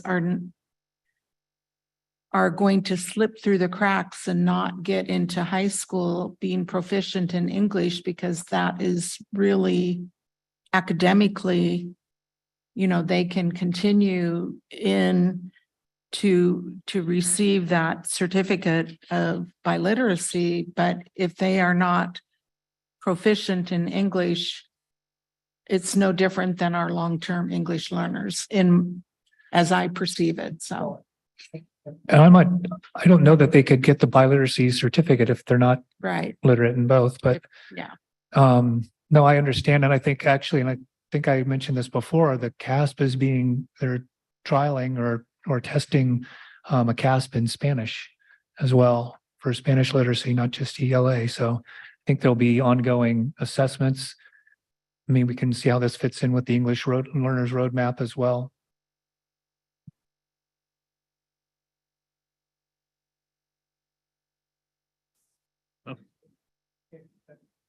How's that sound, Ms. Dutra? Like 5 months worth of work or doable? It was in the works, so doable. We like doable. I should have acted like, yes, 5 months worth of work. Yeah. We'll do it. Wringing of hands and everything. It'd be terrible. We're excited to bring that to you. Yeah, President Holland said, as we work on new business, we will then get together and see when we can agendize or what would be appropriate to agendize with the other agenda items throughout the year. So it's good. Perfect. And so we'll know when that's coming. Awesome. We'll move on to item 15, board and superintendent reports. I just got to report out that I got to read Across America at Jimenez, and I want to put it out there that if Oakley and Tunnel is listening, I'm sorry I did not see your emails, and I will be looking for more emails next year. I'd be really, I feel bad, but I read in the second grade DLI in Spanish to Mrs. Peterson's class. And the book was Unas Gafas para Rafa, which was pretty cute. It's red glasses for Ralph. And then I read in Mrs. Laura's class, which is my daughter-in-law, a book with no pictures. Great book. The kids interacted with them real good. We were laughing and they had me singing songs over and over out of the book, but that was fun. But yes, I'm sorry for missing out on Oakley and Tunnel, but I'll make sure to look out for them next year in any of the schools. But that's all I've got. Ms. Cabral?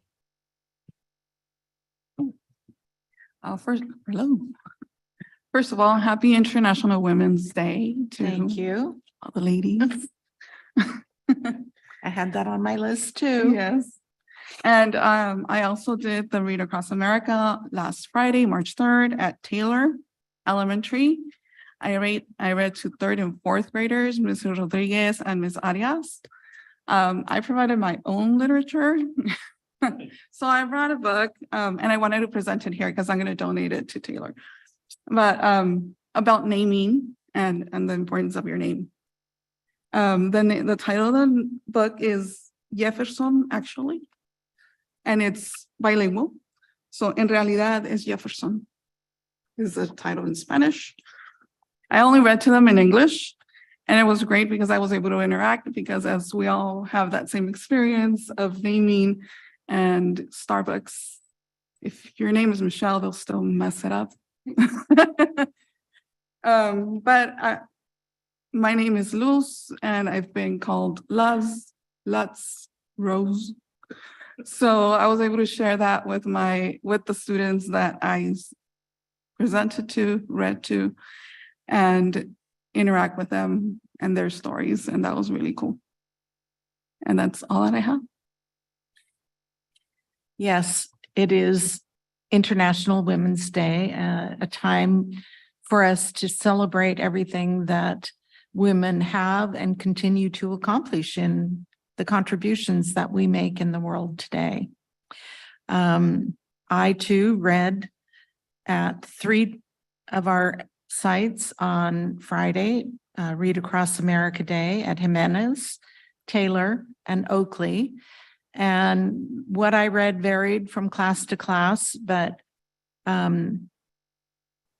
Good Night, Strawberry Moon, I shared with a couple of the second, third grade classes.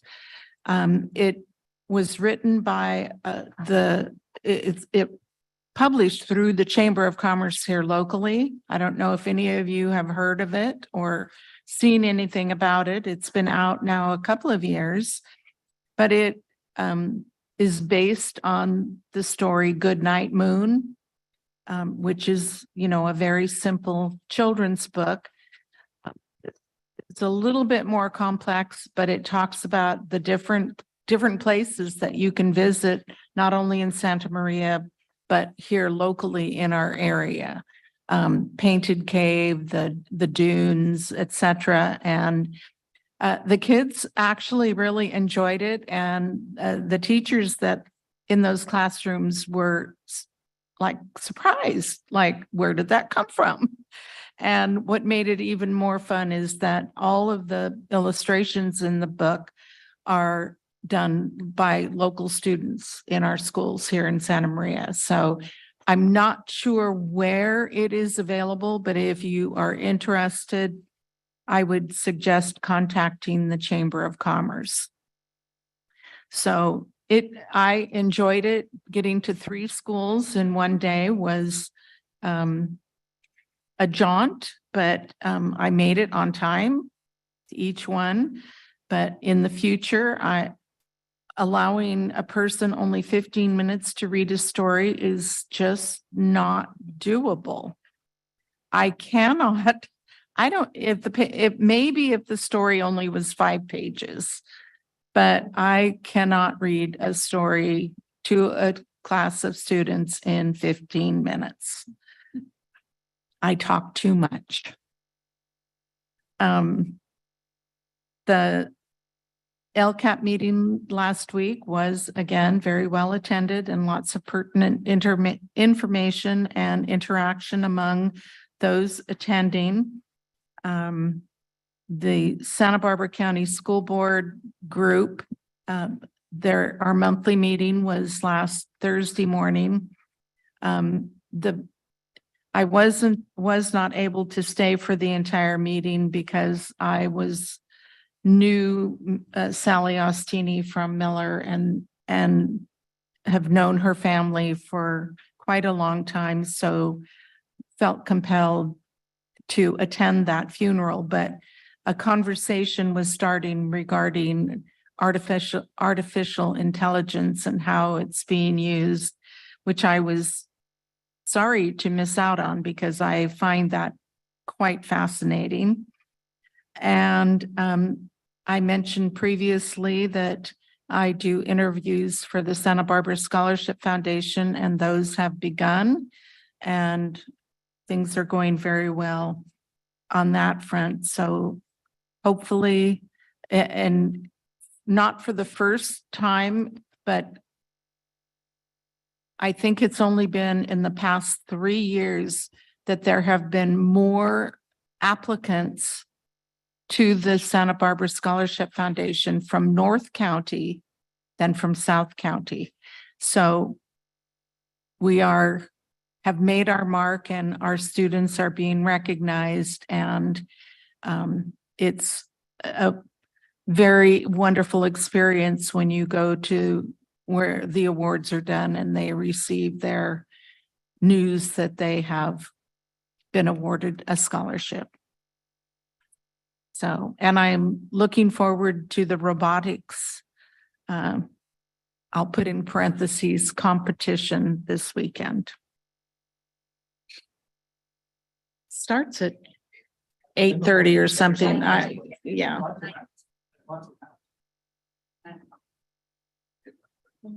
Mr. Valencia?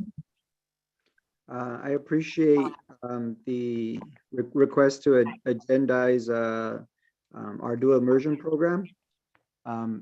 Many families in the community constantly tell me about the need to expand our dual immersion program so that students beyond Jimenez have access to it.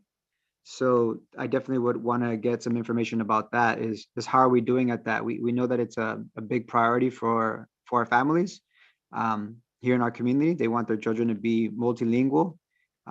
We know from research, right, that it helps students excel academically. And so we know all the benefits, but yet it's still only provided to my understanding, only one school. And so I understand that we wanted to start slow to make sure that we did it effectively. So start slow to go fast. I can appreciate that. But then at some point, we do have to pick up the pace and make these courses available to all of our students throughout the district, from the elementary to the middle school level. So I would like to get some information on that, on what is our plan to expand dual immersion in our district, so that all of our children can take advantage of that opportunity if they would like to do so. In addition, last year we received a report on the diversity of our staff. So looking at from the administrators, cabinet members, teachers, staff at all levels, what is the diversity of our staff? We know also from research the benefits of having a diverse staff, of our young people being exposed to diverse leaders.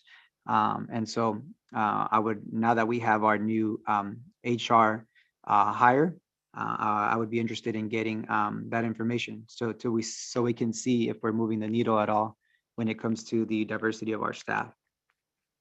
In addition, related to the LCAP, one of the parents at the LCAP meeting mentioned how they've been a part of our district for over 8 years, and they expressed some frustration on not seeing many of the changes that they've been bringing up over the last 8 years. And so I'm reminded of the urgency, right, that our families bring to the table. These are their children, right, that are in our schools, that they're entrusting us to be good stewards of the education of their children. And so I definitely don't take that responsibility lightly. And I'm definitely, I also feel that sense of urgency for our young people. When we were discussing the data around our English language learners and, moving them along, looking at our foster youth, looking at our youth from low-income backgrounds, we see, right, that there's lots of room for improvement. And to me, those numbers are not just statistics, right? Even just one of our young people not reading at grade level or not advancing in their math skills, we know that has tremendous consequences for them in the future.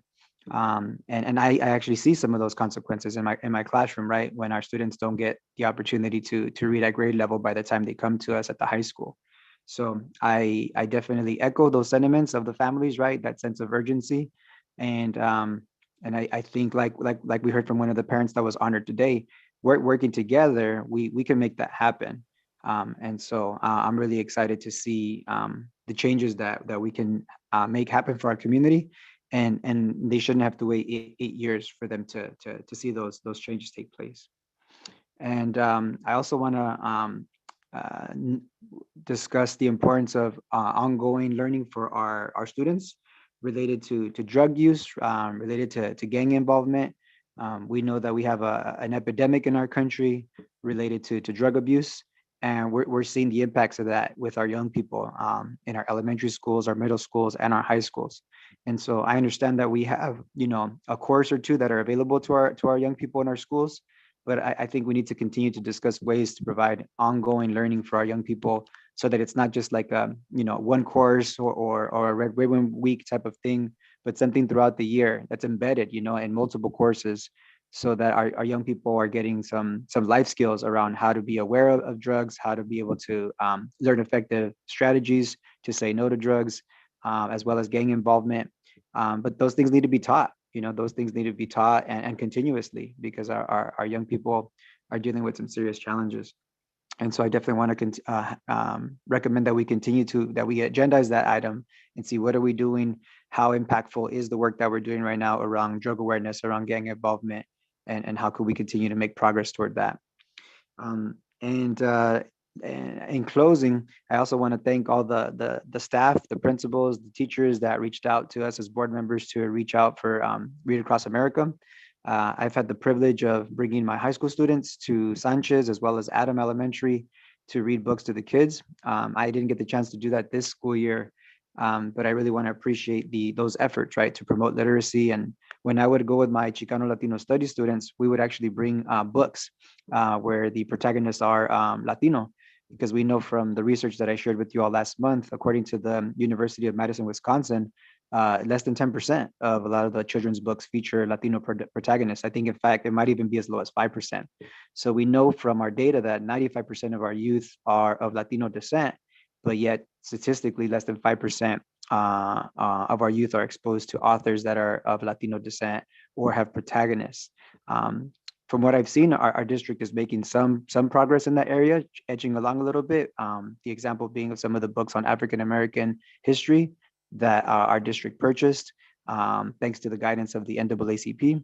And so I want us to continue to make progress on making sure that our young people see themselves in what they're reading. And I'm really glad to hear that some of our board members were able to read books in English and in Spanish, because it normalizes, and hopefully we can take it to the next level, and also in Mixteco, so that our young people feel seen, so that they feel like their language matters, because we know that there's a direct connection between our young people feeling honored by their culture, and it translates directly into their academic progress. So I thank you all for all the hard work you all are doing to promote literacy, and I'm excited to continue moving forward with the work that we're trying to do. Thank you.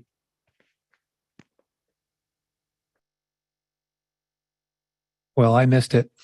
I was out of town. That was it's like probably the best day ever of the whole year. And the book with the words, they love it. Second graders love that book. In addition to International Women's Day, it's National Women's History Month. So I wanted to recognize that. In part because we're fortunate, I think, at the elementary level in education, that the majority of our teachers and instructors and a lot of our staff are women, and set great examples for our young people. And so I wanted to give them a shout out for being great examples to our kids, and especially to young women.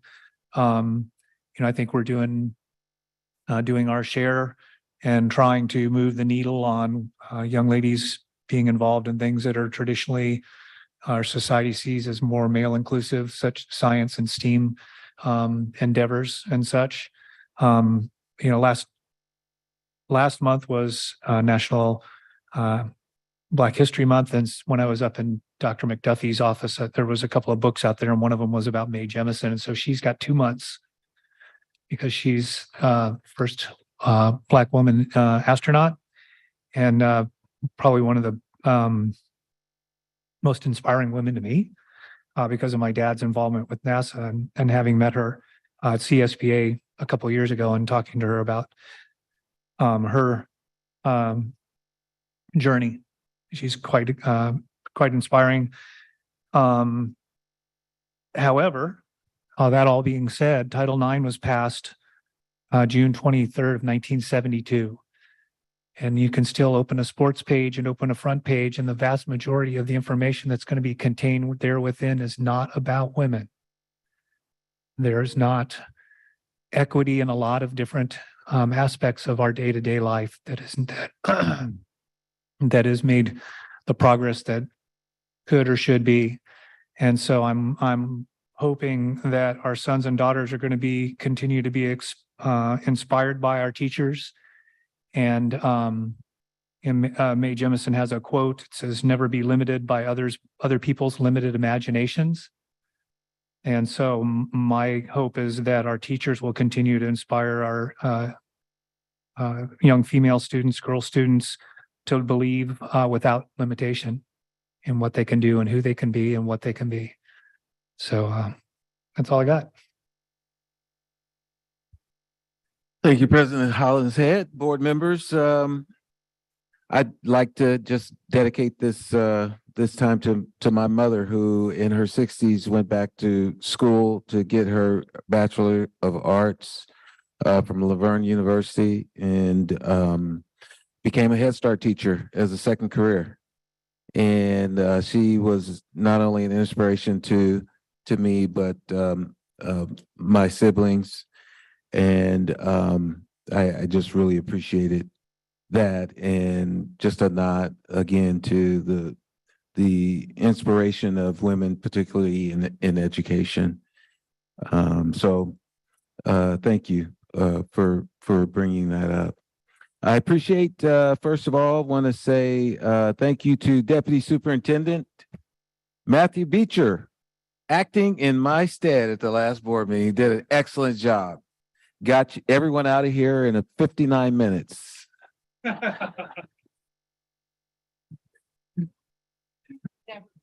Of course not. I was at the time with 4 district administrators, Jennifer Loftus, Dr. Tammy Castillo-Schiffer, Eric Thompson, and Dr. Sam Humphrey. We were in Palm Desert at a strategic planning training. And the 3-day training was intense and very valuable. What we learned will be put into place, into practice when the work of the strategic planning team begins, and that will be March 28th. We'll have 3 consecutive days of the team creating the foundation of the SMBSD strategic plan. Now, this is not, just want to distinguish, Dr. Humphrey talked about the LCAP strategic plan. This is much larger than just a compliance piece from the state of California. This is creating an identity for the Santa Maria Bonita School District. Now, the strategic planning team will represent a cross-section of the Santa Maria community. This is not work that our district will create in a vacuum and prescribe as the best way to work with our students. It is a process that will bring voice to the entire community and create the foundation for everything for us to grow here and to create here. And so those foundations will include our beliefs, mission, parameters, objectives, and strategies. In other words, who we are. Once these features have been created, we'll bring that to the board here for consideration and approval as we continue this journey. Those are important steps for us to start this year as we begin our strategic plan. Strategics is about, again, learning who we are and creating an identity and being committed to a strategic intent, looking at the possibilities for our students and creating a new reality for them and for our school district. So I'm excited and ready to go for that. Much more in store. Again, it was my pleasure to read Across America. You missed it, John. At Oakley and Taylor, I was there for last week. Read to a 4th grade class and transitional kindergarten class, and it was just a joy. And the students, they bring me joy to read to them. Several of our schools welcome community members into the classrooms. It was a wonderful time for all of us. And so the Read Across America is not just about encouraging a love of reading, though that is certainly key. The activities that many of our schools hosted on Read Across America Day help create partnerships that will benefit our students and schools in the future. So that's all I have. Thank you so much. I forgot to mention the Fessler dance, and I'm sure that Dr. Palmerston will get me for forgetting that. It was quite a lot of fun, and they had a photographer there that you stood on a round dais thing with 3 or 4 other people, and the videographer was there, had the camera on the stand and pushed a button and did a video of the group spinning around like 3 times and then stopped. I think by the 3rd time it went around, I was not frozen, but it was pretty funny. But the students were very engaged and having a lot of fun and a lot of staff support there for that too. So thank you. I'm glad you clarified because I thought there was like a Fessler dance, like the Fessler dance, and that Mark was going to come dance for us and show what the Fessler dance was. But you're saying there was an actual dance at the school. There was an Okay, I just actual wanted to clarify dance that. at the school, Okay. although it was interesting that the kids were more interested in some of the other activities and the snacks than actually dancing, but they were having fun. All right, we're heading back into closed session to complete closed session. We'll adjourn from open or close open session.